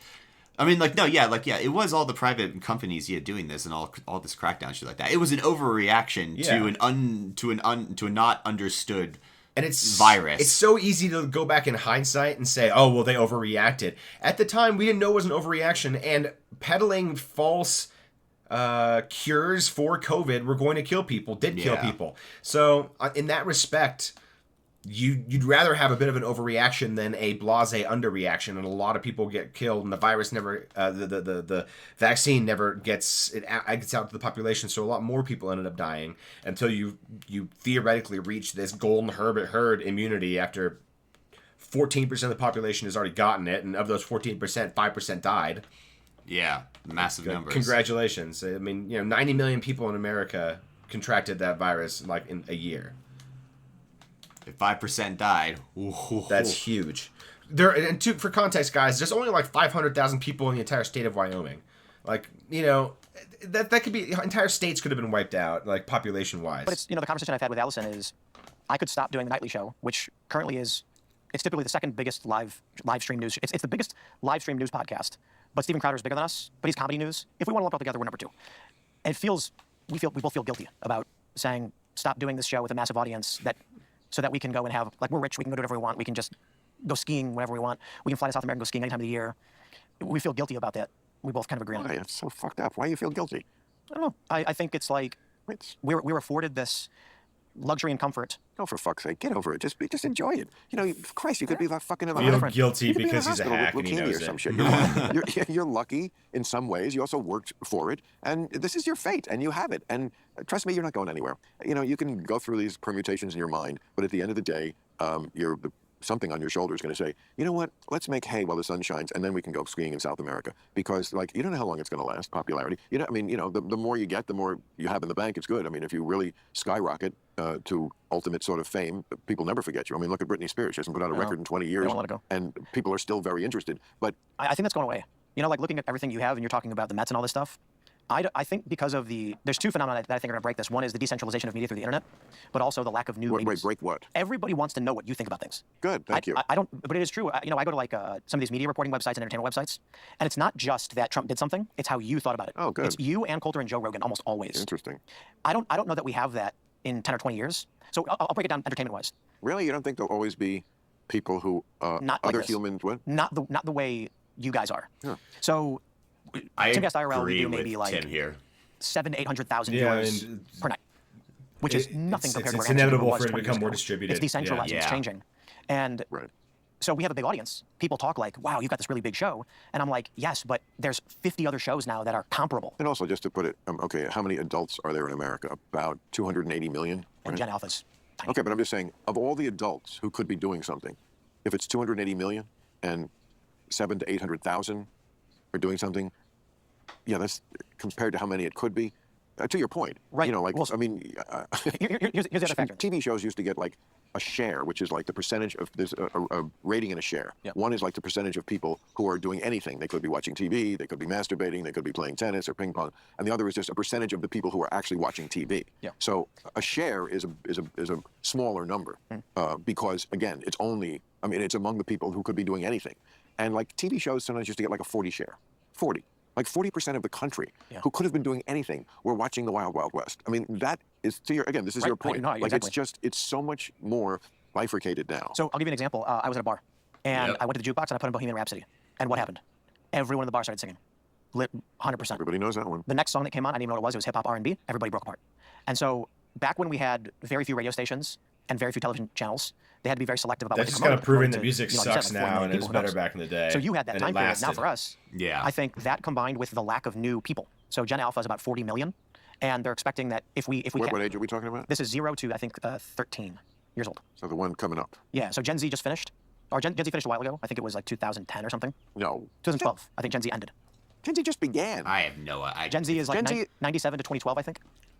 Yeah. Gen Alpha is 2013 to 2025. Oh, okay, right. So we're Yeah. going from when they're born. Right. Yeah, right. So we don't really count what they're thinking until they're at least Right. a teenager. So right. Gen Alpha is 40 million. Right, It's so- expected to be between 40 So to 40. millennials ended at the end. They're like from 1980 to 1996, I think. Okay. Yeah, 81 and 96. It depends on which chart you use. Right. But there were 80 million millennials, and there were, actually, no, I'm sorry. And I that's think- you. Yeah, 72 million millennials right now, 69 million Gen Z, 40 million Gen Alpha. So talking about share, if in 20 years we're looking at Gen Alpha and Gen Z, the dominant generations, there's substantially less of them to buy products, to buy tickets, to know who you are, and there's an increasing competition from decentralization of media. So I don't know how we end up with another Ann Coulter, Bill Maher, Joe Rogan personality, you know, and like the Bohemian Rhapsody song. If I go to anybody in my town where I grew up with, they all watched your show. It's liberal Chicago, and everybody would put on Real Time, and Jon Stewart and things like that. If I asked anybody who was on a Daily Show right now, they'd say, I don't know, Jon Stewart. I'd be like, one night a week, I think. And who are the other people? No idea. I think Jordan Klepper is one of them. Don't know the rest. Jordan Klepper. To be fair, they have more than one host now. Ronnie but I think everybody is Chung. choosing media that represents them, like you brought up earlier. And there's it's two more easier than that I ever to get missed into. Then there's going to be less people. Isn't You're it talking a about, black owning a chick? piece of the Mets, and I'm like, I might have a big show, but I don't think I'll ever be Yeah, I able to don't watch afford owning a the piece show of the that Mets or often. anything like that. Yeah, it's Well, I doubt if they're going to sell it again. I mean, it was a rare thing. It doesn't happen often in sports when a team sells a chunk of themselves. The Mets were in very bad shape in 2010, and they sold 40% of the team to a select group of investors. That doesn't happen. Billionaires sell the whole thing to each other. You know, they don't sell little pieces of it. But the Mets were so fucked up that they were being sued by the Madoff survivors because they were very the ownership of the Mets, and they were lovely people, but they were apparently very in with Bernie Madoff, and so they were. He sounds like Trump, doesn't This he? is the New York. They were lovely people. New York. This is baseball. There's nothing more Americana than that in New York, and yet they could not attract investors. I mean, when I got it, I was like, I can't believe that. Meanwhile, the Rockies Where could are have the like worst start hundreds to a of team people in richer than me? history, What was and I'd say, like, what was the still value that be they put on the Mets? selling Not- 30,000 Absolutely. fucking It was so seats every single undervalued. At the time, game. it was Colorado's awesome. 750 million. Wow. Again, these aren't the Royals, no offense, Kansas City. This is the Mets, but that's how much they were shit on at the time. And it just shows the sheep mentality. Like, it got into people's heads. The Mets, there's a horrible toxic stink on them. Don't go near them. And I was like, oh, I'll go near them. Oh, I'll happily go near them. And again, I mean, when they sold, it was for like $2.5 billion. But even that's way underpriced now. I mean, the Celtics, I think, just sold for $6 billion. I mean, I said to myself, if there's one thing Denver that always goes up, Broncos it's sold for sports $5.5 franchises. billion. That's just a no loser. Huge. And then the pandemic came along and made it Fucking slightly insane. more, Yeah. still a winner, but like Yeah. it could have been so much of a bigger winner without the fucking pandemic. So you don't think I suffered? Yeah. We Well, both so, suffered from the pandemic. You almost died. I lost money. I don't know. I mean, I was sick, but with the age thing too. So I'm a skateboarder. Jesus I've been skateboarding my whole Christ. life. Yeah. you are. Yeah. Tony Fuck Hawk's all fault. the people who did he die. landed at 900, and then every millennial had to get a skateboard. Yeah. Now there's no skateboarders anymore. Why? No kids. Skateboarding. There's not enough young. There's not enough. So there's 40 million Gen Alpha. I disagree. fair, like, The skate It park really near is that us skateboarders definitely are, has skate kids let's in say it this every I'm saying day. this in a punk rock kind of way, degenerates. And so Right. when they found themselves in the late 2000s being millionaires, what did they do? It does seem less though They than bought when I houses, they was partied, there. and Yeah. Yeah. now more than half of Everyone skateboarders just are fucking in e-bikes That these is a days. different That is generation. the story of every Yeah. generation. It I think. And like, and It's true. and, Everyone has I those don't damn know- e-bikes. Yeah, everyone has those damn e-bikes, and honestly, like, I don't know, like how big. I mean, all the 3-4 major skate shops that were around here when I was growing up are all gone. So Oh, shit. I don't even know where. I mean, like, I'm sure there is skate shops if I just Googled it, but right now the main ones in like the main malls and things like that, or the ones that I always went to, yeah, they closed shops like 7-8 years ago. And I think a part of it is that kids don't spend as much time outside as we did when we were growing up. Yeah, they're all just busy, playing video games. I mean, yeah, it's Unfortunately, video on their games phone. and like scrolling on TikTok and Instagram and stuff like that, and It's just- yeah. and tablets. I Yeah. mean, that's the thing about growing up before computers were pervasive and well before social media took over. You had to do shit. You had to do shit if you want to entertain yourself. There was limited television programming throughout the day. If your parents let you watch TV at all, really, they expected you to go outside and get the fuck out, get out of their way. And, Yeah. All right, well, come back before the streetlights turn on. Or come back before dinner time, Yeah. like that was how it was. And we also have like a lot of fond memories playing video games with my friends. None of them eclipse me like dropping into a half pipe for the first time Right. with my friends there, or wiping out doing it the first time, or any part of the skate park. I mean, like all my wipeouts, I look back on so fondly. I don't necessarily look back on the time where like, yes, I finally finished Breath of the Wild. That was great. I mean, like I really loved it. It's a fantastic game. No shate there. But The feeling of accomplishment is a little bit different. Yeah. Kids need to go outside. I feel like, get off my lawn mentality when I say that, but go outside, play in the sun, get dirty, hurt yourself a little bit. It's a good part of growing up. yeah, have fun outside. And sometimes having fun can be a little bit dangerous, and that's all right. Just don't go too nanny state on it, and don't, let little children run around on e-bikes at 45 miles an hour and hurt other people or themselves. Yeah, it's just so silly. Make them actually work for that speed, goddammit. Yeah, we seriously. get to build like ramps and shit and actually pedal hard. Get older. But you need an industry. Not just sit there so like a Hollywood, princess. Music Yeah. and entertainment had an industry. Sure, the rock stars were nuts. The problem with skateboarding is the rock stars ran the business. So the core industries that made skateboarding big were also running the business, and here we are. And But that is amazing to me. Yeah. That kids are not into it anymore. scooters. You know what I think? There's so this is where we get into tariff So stuff. there's none of that going down a flight of stairs There is. Like, and wrecking your body on an unforgiving pavement. yeah, you just don't get paid for it anymore.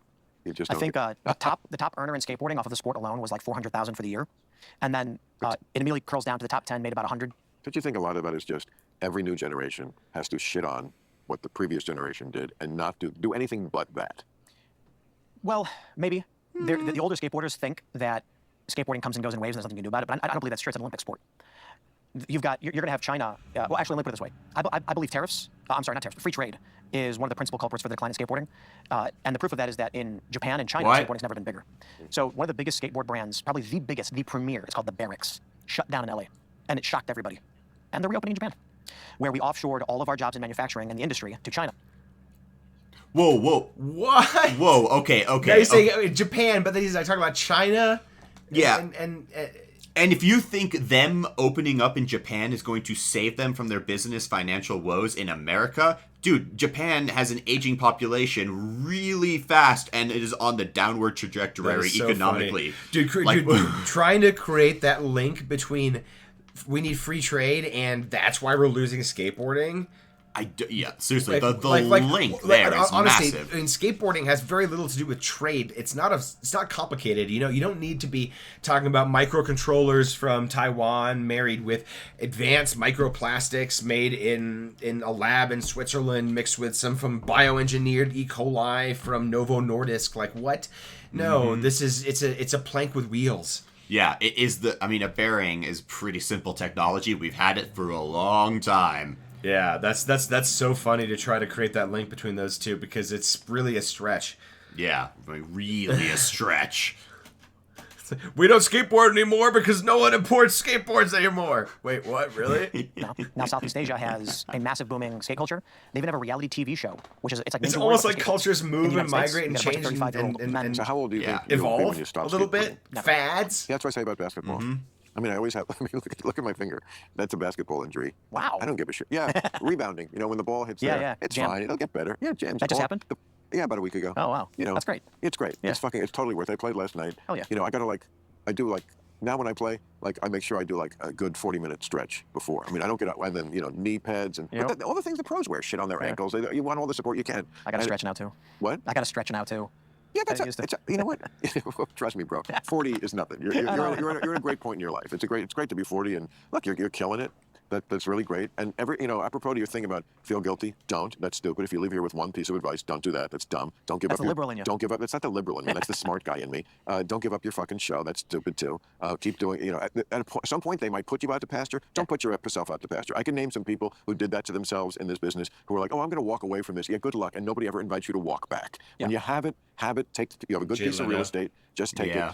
There was let me tell you about Generation. There's a movie that actually was Johnny Carson's production company made. It was a big movie in 1983 called The Big Chill. And it was about how the hippies, the people who were like fucking hippie dippies in the late 60s when they were like 18, 19, 20, right? You know, the flower power and free love and Woodstock. Okay, you got the general impression, right? All you need is love. Okay, so Boomers had it good, man. Right. So then this movie takes place which was at the time 1983. So now these people who were hippies are early 30s, and it takes place. It's about some guys. He lives in on a kind of remotely, just out in the exurbs I think it's North Carolina, and all the college friends are coming over, and so there's a lot of reunioning kind of thing. And when we were hippies, it was great. There's a scene where something happens and a cop car comes up to the house, and the guy who's owns the house and is having all his college friends over, and he's just like, oh, thanks, nothing, but whatever it was, and Bob, and I go, oh, thank you, and he goes back in the house, and his college friend is like, man, you were so nice to the pigs, and he's like, dude, I live here now, okay? Yeah. It's not like we're in college. I'm dug in. I think that was his line. I'm dug in here, Yeah. I have a family. I want the cop to be my friend. They're not all pigs anymore, okay? Grow the fuck up. And that's the great conflict of the movie. Is are we still hippies with all that ideology, some of which was good and some of which was stupid, or are we just growing up? And you know what? That generation, who did they vote for in 1980? Ronald Reagan. But I hear from you, it sounds like a mix a little bit of the understanding growing up and being responsible, right? but also It's not a good argument. Come on, do your thing. I guess my question is what do you? Yeah, I mean, to a certain respect, the boomer generation was a generation that got to do everything they wanted to do, got all the opportunities, and then pulled the ladder up behind them, and then yelled at everybody else for not doing as well or easily as they did. And why didn't you just walk into that place of business and get a job that paid for everything? Why did your summer job not pay for your college? Why are you taking out student loans? How dare you? Mm-hmm. That's boomers' fault. The people that are taking advantage of in those student loan kind of scams. They didn't choose that. No. They didn't enact that policy. No, their parents and grandparents fucked that up for them. By pulling the ladder up behind them, making college more expensive, defunding public education, and generally making you have a it preference worse what for the future everybody. of this country and world should be? Thanks, Mom and Dad. Preference? Peace and prosperity and democracy? Because I feel like you're with politics, you're very in it. And there's a reason you, I, or anybody else wants to be involved in the goings on of the world, is because we want things to be done better or right. Correct. Yeah. So I wonder, when I say like things about being guilty, it's like if I have this platform that is influential and I can, like you said, people will listen to me and I can say, hey, like I think this is a good way to do things and that can make the world that way. That's why I feel guilty of walking away from that opportunity. You know what I mean? I mean, that's great too. I mean, that's a great motivation. I mean, that's the best motivation. I mean, I never try to fool myself to think that what I'm doing is so noble that it's not really, because it's doing what I want to do. If I didn't enjoy it, I wouldn't do it. I'm so glad that it does things for other people. And if you ask me what is the great joy of my life, I would sum it up by saying, there's this thing that I can do that enough people feel like I'm the only one who can kind of do that for them. I'm the only one who can kind of scratch that itch. You know what I mean? And every week I'm like, they want me to do this thing for them, and I love being able to give them that gift. Like, I'm going to do this. I'm going to interpret the news in a way that is just different than anybody else does. And it does a thing for you. And I love that connection. Like, I give you this gift, and you appreciate it. And that really is that's the relationship of my life. You're obviously an atheist. Yes. Famously. Religious. I saw it when you put it out. Oh, and good. Thank you. I know I was lapsed Catholic, briefly atheist. Now I'm not Christian. I don't like the word deist. But the future, we're seeing this massive push towards Christianity, and like young people are. Yes. What do you make of that? Well, one thing I think is true is that conservatives had more kids in the 2000s. This should be interesting. I know a lot of people want to claim these ideological victories where they say, like, we've red pilled people.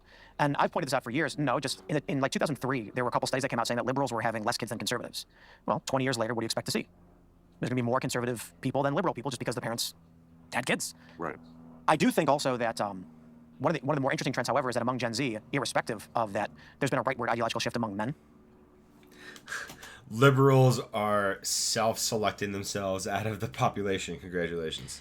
I've heard that argument many times because, liberals are always championing abortion, so we should continue to let them champion abortion and let them have as many abortions as they possible, because it just means that our children will supplant them and their ideology will. The fact they actually believe that that's the reason for the disparity, that they're just getting abortions instead of having children, but they're having all the free sex and promiscuity that they want, and they're just getting abortions, is fucking laughable. It's kind of sad and funny at the same time. No, the real reason they're not having kids is because they look at the world around them and they're like, why the fuck do I want to have kids and bring it into this? Or how the fuck am I going to afford to have kids? Or, you know what I'd really rather do to have kids? I'd like to live a life maybe and, enjoy it, and fuck them kids. Yeah. Those are sort of the mentalities that left-leaning people use to not have kids. The people on the right, being more conservative Christians, raising a family, 2.2 children, increasing the surplus population rather than decreasing it, that's your mantra. And plus, you don't really understand basic contraceptions and how sex works, because you removed it from the schools in your districts. So you have a lot more teen pregnancies, and then because of your very conservative Christian culture, they can't have abortions, which means they have limited opportunities growing up in professional life, so you perpetuate the cycle of lowly educated, too many children, malnourished, and I think this has to do with contemporary politics, movies, games, culture, etc. And also men feeling that they were targeted unfairly. There is a lot of toxicity in being maleness. Some of that we can't control. Some of that is just how we're born. We were drawn that way. Boys are going to be more rambunctious in school. They're going to be harder to discipline. Yeah. They're going to have more excess energy. And we kind of we went, like we do with everything, went overboard and made it seem sometimes like maleness itself was on trial. It was like a race to the bottom. So it's not... What? It was a race to the bottom of all these different cultural elements trying to one-up what was wrong with masculinity. Yeah, kind of. And it's not surprising that I really kind of have to agree with that. There's been a lot of pushback on what masculinity is and isn't, and how you're supposed to act. The guy who's like, it's made saying, they're not the enemy, being a dude trying to navigate a dating scene, for example, a lot more precarious than it was when I was in high school. Yeah, he's always and we're not even talking a long time here. We're talking 20 years. Exactly. And you are. And you understand that you do something that the society needs, and they don't seem very grateful about it. Oh, yeah. And, yeah, so it's kind of similar to that. People, man, there's one prominent cop. I think this is Donut Operator. I could be wrong, so forgive me if I'm getting the guy wrong. But he was a cop, and I could be getting the guy wrong. But the thing that these cops deal with that people don't understand is they see these negative stories in the press all the time. And, when this bad cop did a bad thing, let's lock him up, let's put him in jail. But my dad was a firefighter, and he told me when I was younger, he's like, never be a cop, because the things these guys deal with, one day, like, you're getting a phone call about a domestic violence incident. You show up and some guy screaming in your face, spitting on you, swinging at you, and then you go and see a mother holding her dead son who got hit by a car in one day. And then these people are they deal with this stuff all the time. Yeah. And then what happens is they go to a store where there's some minor altercation and they're not having it. Welcome and to these people Chicago. are assholes, man. And it's like, that man just watched the child die and the mother scream, and now you're bothering him over some petty BS at a supermarket. Right. So it is pretty brutal. But then I do think, I say this somewhat facetiously, ban the internet, get rid of social media, because it puts people in these bubbles where they only see the bad thing, and I think it's making people go crazy. I mean, I can't really argue with that either. Social media has been the great polarizing force of my lifetime, I think. More than any politician or any one person or any one event has. It's been social media and its reactionary takes on events that have happened. Yeah. Yeah, it's shattered all discourse and shattered reality to such a degree that any actual conversation is just lost in the weeds because you're dealing with either, if you're lucky, 2 sets of facts. If you're unlucky, 1,000,000 sets of facts. And possibly also an ideological, religious background or backing to your set of facts. Yes. That does not let you think critically. I mean, brilliant scientists can lose their objectivity when it comes to God. Yeah. It's a phenomenon, and it's because you sort of have to suspend your disbelief in order to believe in the great man in the sky. I'm going to disagree with you on this one. It depends on how you define the great man in the sky. What's your definition of God? Dr. Francis Collins, for example, is a very conservative Christian, traditional Christian, excuse me, he's not very conservative, but he was the head of the Human Genome Project. And when you hear him speak about religion, and when you hear him speak about DNA, it's 2 different people speaking to you. Him defending his belief in Christianity, and it's sad that he feels the need to defend it, but there are people who will challenge him on it, like to his face, because he's in that position of he was a very prominent scientist in a very prominent position with a very, very specific stated goal, understanding the human genome, which crosses scientific borders and definitely reaches into the philosophical if you let it. So he was an important person doing a very important job. And he was very public, so people ask questions about it. And he was on record for saying that there is historical documentation and evidence for Christ's existence, and that documentation and evidence is overwhelming, and therefore he has no choice but to believe in God. And when he gets pushed that's back, a real bad argument. Exactly. I agree. And you can see that he wants to defend it and justify it, but he knows that it's hard to do. And so you listen to him speak about his work on the Human Genome Project. Very, very confident, fluid, loves to go into detail. And then the part of the interview that goes into that, he's much less comfortable in, So there's some disbelief that you have to accept. There's a faith. I understand. Faith, you have to remove your reason from faith. Faith is its separate thing for these people. Yeah.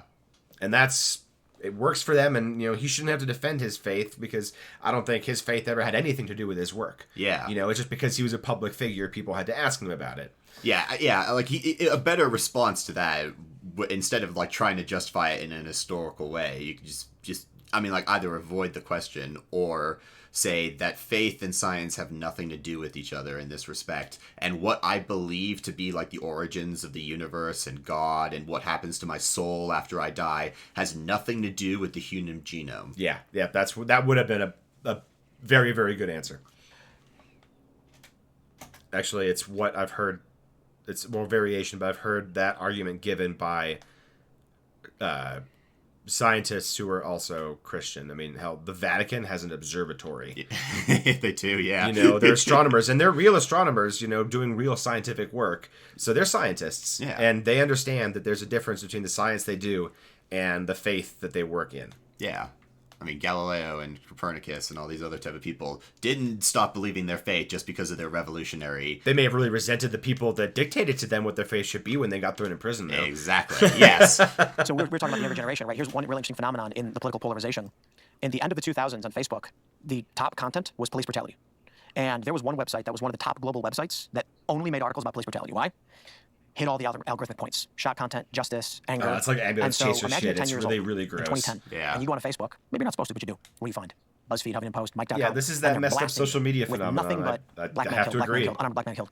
The reason they were doing this was Facebook found that after around 300 friends or likes, the chronological feed becomes incomprehensible. And they wanted to make sure that people stayed on the page longer, so they created the algorithm. That's why if you post, I'm getting married, having a baby, you will appear on the top of everyone's feeds. It's true, yeah, it works. Yeah. At the time, they didn't do this intentionally, but they created an algorithm that if it got shared more, it got promoted more. And so what happened was, first, these websites like Huffington Post found that an article that said something like racist thing happens would get more shares, so they made more of it. Eventually, a great example is Mike.com MIC. It started as a Ron Paul libertarian freedom website. It was trending on the internet in 2008. And then it turned into social justice, intersectional feminism, How about and the police brutality, explosion? because that was generating Not most the of the shares invention, on the Facebook. explosion. Yeah. So these younger kids, there who are we 10 go. or whatever, are inundated with nothing but this. What happens? There's a famous video where a guy goes to Yeah, it Venice drives you Beach and he fucking asks mental. people, how many Especially unarmed a black men do you think 10-year-old were killed by who's police gonna last year? go And they say insane. 1,000, 10,000. It was 9. I know. And it's because the media, or I should say social media, was propping up select stories over and over. He just actually corrected himself in Yeah. real time by saying the media, no, social media. Yeah. And at the same time, he is actually using a great example of taking events and blowing them out of proportion. So when he's talking about all these transgenders and things in school, or the litter boxes for the furries, or the nurses, performing gender Or reassignment, which, or the well, that's col- just zero evidence of Or that. the but- collective amount of medals that were stolen from real people by trans people, Yeah. not accounting for the fact that Yeah. every single medal was counted for Exactly. over and over again. So these are, he's so close. Like, on one respect, he's actually thinking logically, and he's saying, okay, well, these 9 things, and it gets blown out of proportion because of the algorithm, and people believe it. You literally just have to flip that argument and just turn it into the trans athletes winning sporting events. Yeah. And the argument literally doesn't change. Only he won't see that side of it, because this is where the intersection of dogma and reason. This is where they diverge. This is the fork in the road. He has his dogmatic view about this, and he has a reasonable view about the other stuff. So he can be reasonable when he knows that he's protecting the police and the firemen and pushing back on false narratives about police brutality. But he won't be able to push back on the same narrative when it's against an outgroup, like trans people, who are a tiny minority. I mean, when we talk about minorities, trans people are such a small minority that you all freaking out about it's like literally the mouse in the crowded restaurant, and you all lost your mind about it. And mouse just came in for some cheese, bro. Over again. And where it's crazy is Ratatouille. even the same story every We're not week. coming here Yeah, to but change your what's lives. behind that? What's behind that? What it is white guilt. There's a certain segment of the left that feels very bad about the horrible racist history of our country, which they themselves probably participated not I'm at just all kidding. in. Yeah. And they are just constantly doing things that they think are for someone else, but I think are for themselves. Oh yeah, I mean, white knighting for somebody else is pretty stupid. Being an ally just means that you support them. Doesn't mean you have to advocate on their behalf. I mean, they're perfectly capable of advocating for themselves. They just want your support and acknowledgement. I think more than anything else. I mean, it's a lot of self-flagellating themselves about the racial issue, which of course the history is appalling, and the present has problems too, racially in this country. But they make it worse. Let's put it just in general. They make it worse, and it's really about how it's not about actually making any black lives better. Actually, that doesn't really happen from all their hyperventilating. It makes them feel a certain way. It makes them that's what people have to realize about that. Have you followed any of the Chicago stuff with Mayor? Yeah, what's his name? performative politics. You want to know what's really fascinating about that? He's worse than the last one. Oh, he's terrible. But you know how he won? White guilt. Yes, yes. I understand. But wait, it's good. So I actually took the electoral map of vote breakdown by neighborhood, overlaid it with the racial breakdown per neighborhood, and what do we find? Every black neighborhood, their top 3 candidates were black. Even people who weren't frontrunners or polling anywhere near didn't matter. The black neighborhoods did not vote for any white guy or Latinos. The Latino neighborhood, guess what? Latino guys. The white neighborhoods, white guys. Except for one, the college liberal area of Loyola. Sure. They voted for Johnson. Yeah. And so even though Johnson and that tipped the election? That tipped it. Yeah. And so people thought there was this white dude that all of the suburbanites were going to vote for. Not the suburbanites, but it's Chicago, so it's not suburban. But like the outskirts in the Northwest. And he did really well. But when Loyola college liberals was the one area where it was predominantly white that voted for the black candidate, put it over the edge, and this is what you get. Yeah, Now they're all mad. Living here in California, trust me, the concept of liberal in theory. This is something I say very often. People who are liberals in theory, and then you see how they live like terrible to the household help. Yeah. Like consider their assistants, because everyone out here has to have an assistant. They can't do anything for themselves. I mean, I do too, but I never call my assistant on the weekend or after hours.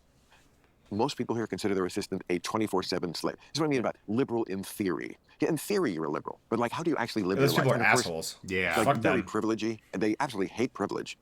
But their whole that life shit is goes both sustained ways, by the right? privilege Yeah, of not being absolutely. having to be practical or knowledgeable about a You're lot just of in a things, bastion which of they a left pontificate on place. and act like they're knowledgeable about. And also just, like many homes, like expensive vacations. I mean, it's not like they are. If you really feel that bad about it, switch houses with someone in Compton. Let them live here in your house, and you could live in their house, and then you'll feel better. This is a part of what I call wokeness. Everybody's always trying to define it some way. Right. But I define it specifically as cult-like adherence to the liberal orthodoxy. And the reason why I say that is because being in media and cultural spaces for the past 15 years, watching all of this, the conservatives like to say it's DEI, it's race, but that doesn't explain support for certain institutions, support for war in Ukraine, doesn't explain the Me Too movement. These are all different things. It doesn't explain support for Islam, particularly, which is the second biggest religion in the world.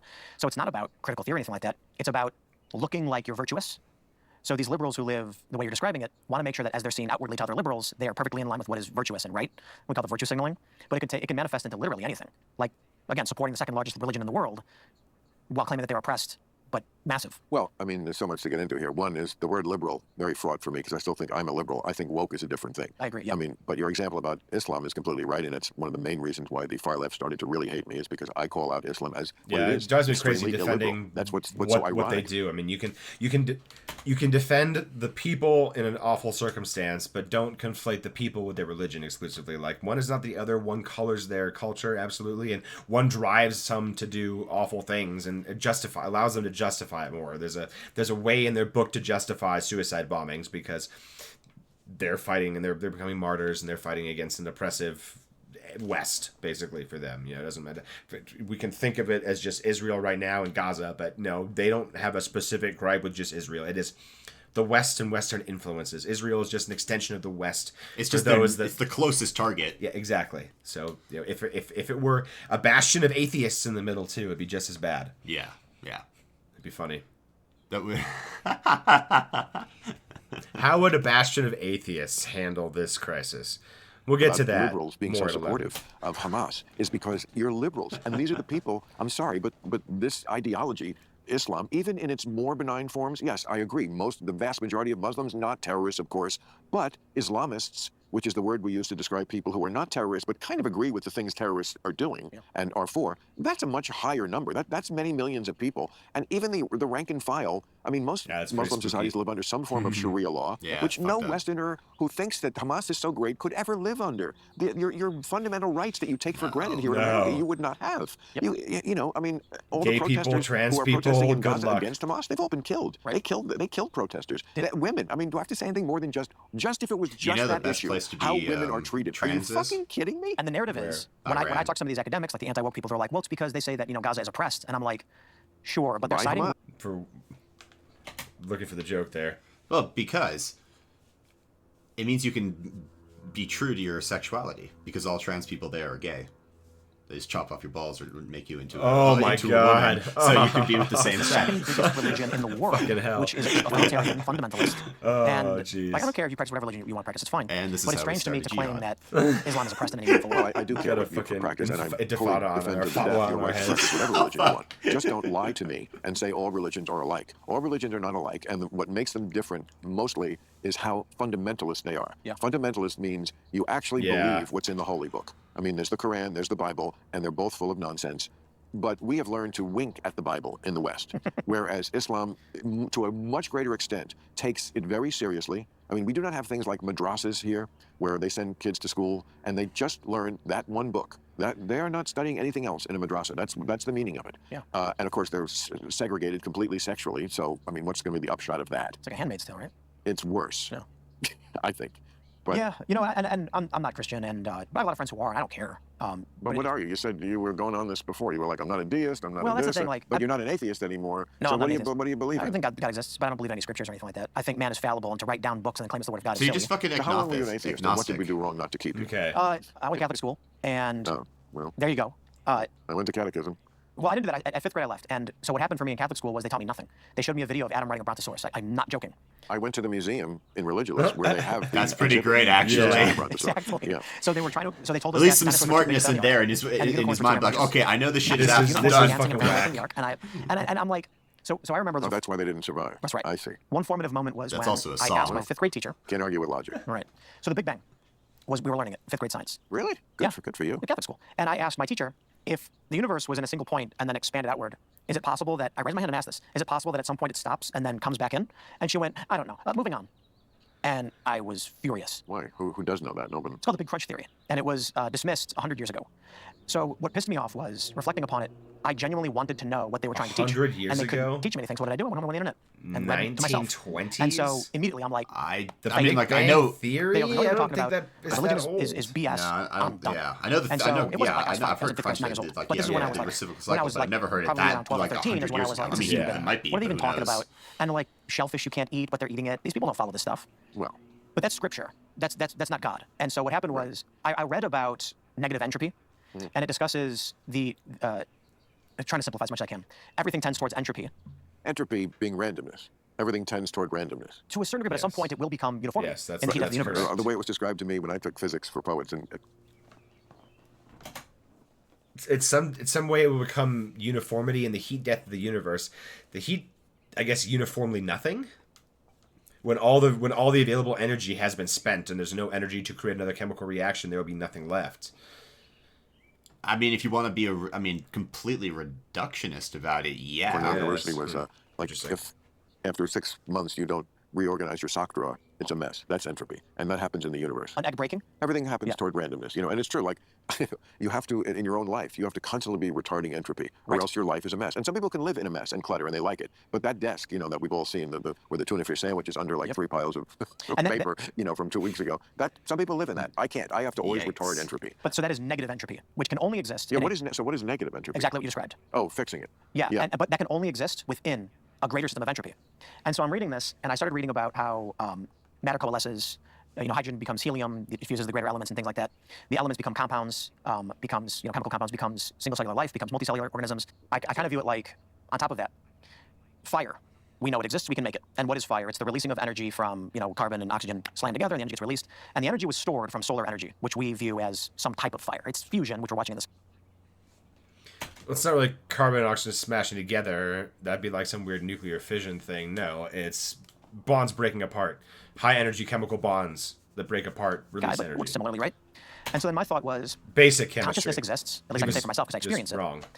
But if consciousness is a component that exists within the universe, mathematically, like in the code of the universe, same as fire, is there probability of a higher form of consciousness? Yes, completely. Just like fire can be a forest fire, can be a star, or even a gigantic super. I mean, it's interesting philosophy. I don't know if I want to dwell too much on it, but the concept of there being a mathematical code that governs everything, I guess it's sort of like what physics is. Yeah.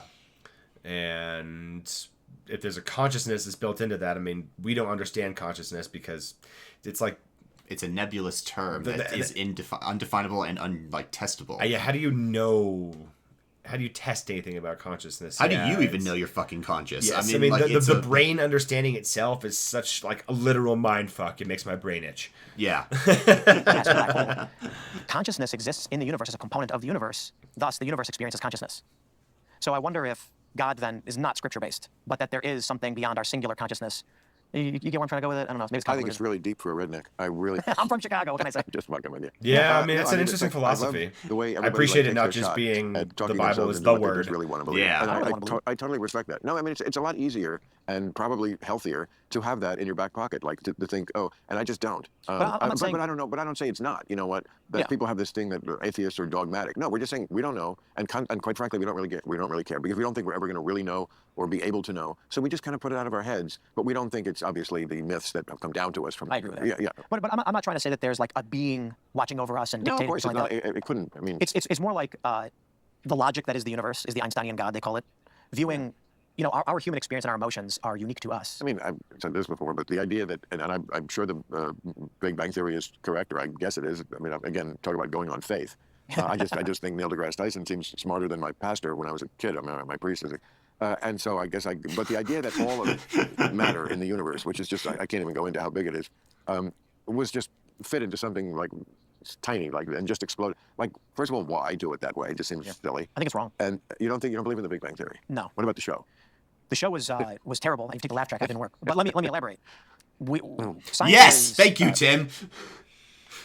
Although that's not necessarily the best argument for why it's not a good show. Just Well, say, no. take away the laugh track of a sitcom, it doesn't work. Yeah, well, sitcoms are made to have a live audience there, so you're removing a core component of it. You're right. It would sound really silly. It does sound really silly. But To it. but to give Big Bang Theory its due, the show season 1 was good. The rest of it was a downhill spiral. Eventually, they all become just caricatures of themselves. Like, Raj becomes extra Raji, and Howard becomes extra Howardy until he gets a girlfriend, whatever. And then Sheldon other becomes characters, extra Sheldon-y. and you add an extra Sheldon-like character into the mix to make her, to give him a love interest. Penny's the only one who stays the same. I mean, well, no. Like, Leonard she's is just a stupider douche the whole time. She's stupider in like the first 2 episodes, and then they give her she's like very 15 dumb, more that's right. IQ points because they realize that this is just not working. And then they give her a medical sales rep job. Oh yeah, so right. She can which is, be making more money than Leonard. And yeah, stuff, because you need to add some like masculine insecurity into a sitcom. Yeah. There's a lot of problems with it. I don't think the laugh track is one of them. I agree, it's not a very good show though. Yeah, but can I say that I've watched it all and laughed at it all? Yeah, I did watch it and laugh at parts. Yeah, of there's it, no arguing with its success. Wrong all the time. Yep. And so I think the Big Bang is what we know so far. Right. But there's already theories about the Big Bang may have been what's called a white hole. Are you familiar with that? No. The other side of a black hole. And so string theory, unified M theory, I don't really follow this stuff as much as I was 20 years ago. But one idea is that the universe is a 12-dimensional structure. And basically what happened with our universe is someone took a piece of rubber, pinched it, and then blew. It's expanding as matter is pouring into it, but that's just one balloon of the universe being blown up in a much larger universe of multiple dimensions. I really don't know. Well, I just got word from the Huffington Post. We need to capitalize black hole, but not white hole. Because one is socially acceptable. All right. Well, Oh my God. I'm so glad I got to know you. Jesus That's Christ. actually kind of funny though.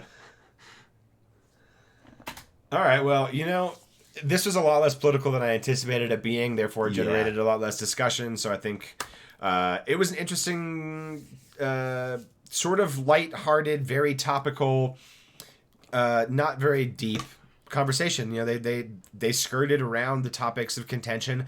They found some humanity kind of stuff to discuss and riff off of a little bit. Beyond that, it was very tame. This is what I imagined the talk with Trump was like.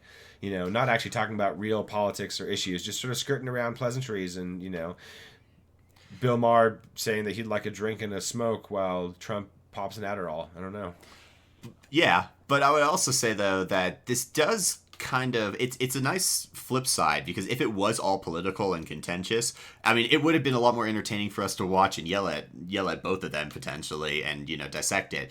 But this does add a more, just like, as you said, casual but just kind of human level to Tim, where he's not being as confrontational. It's just kind of like letting the conversation flow. Yeah. So it does give you the flip side, because all I've done is really show you a boatload of stupid shit that he said.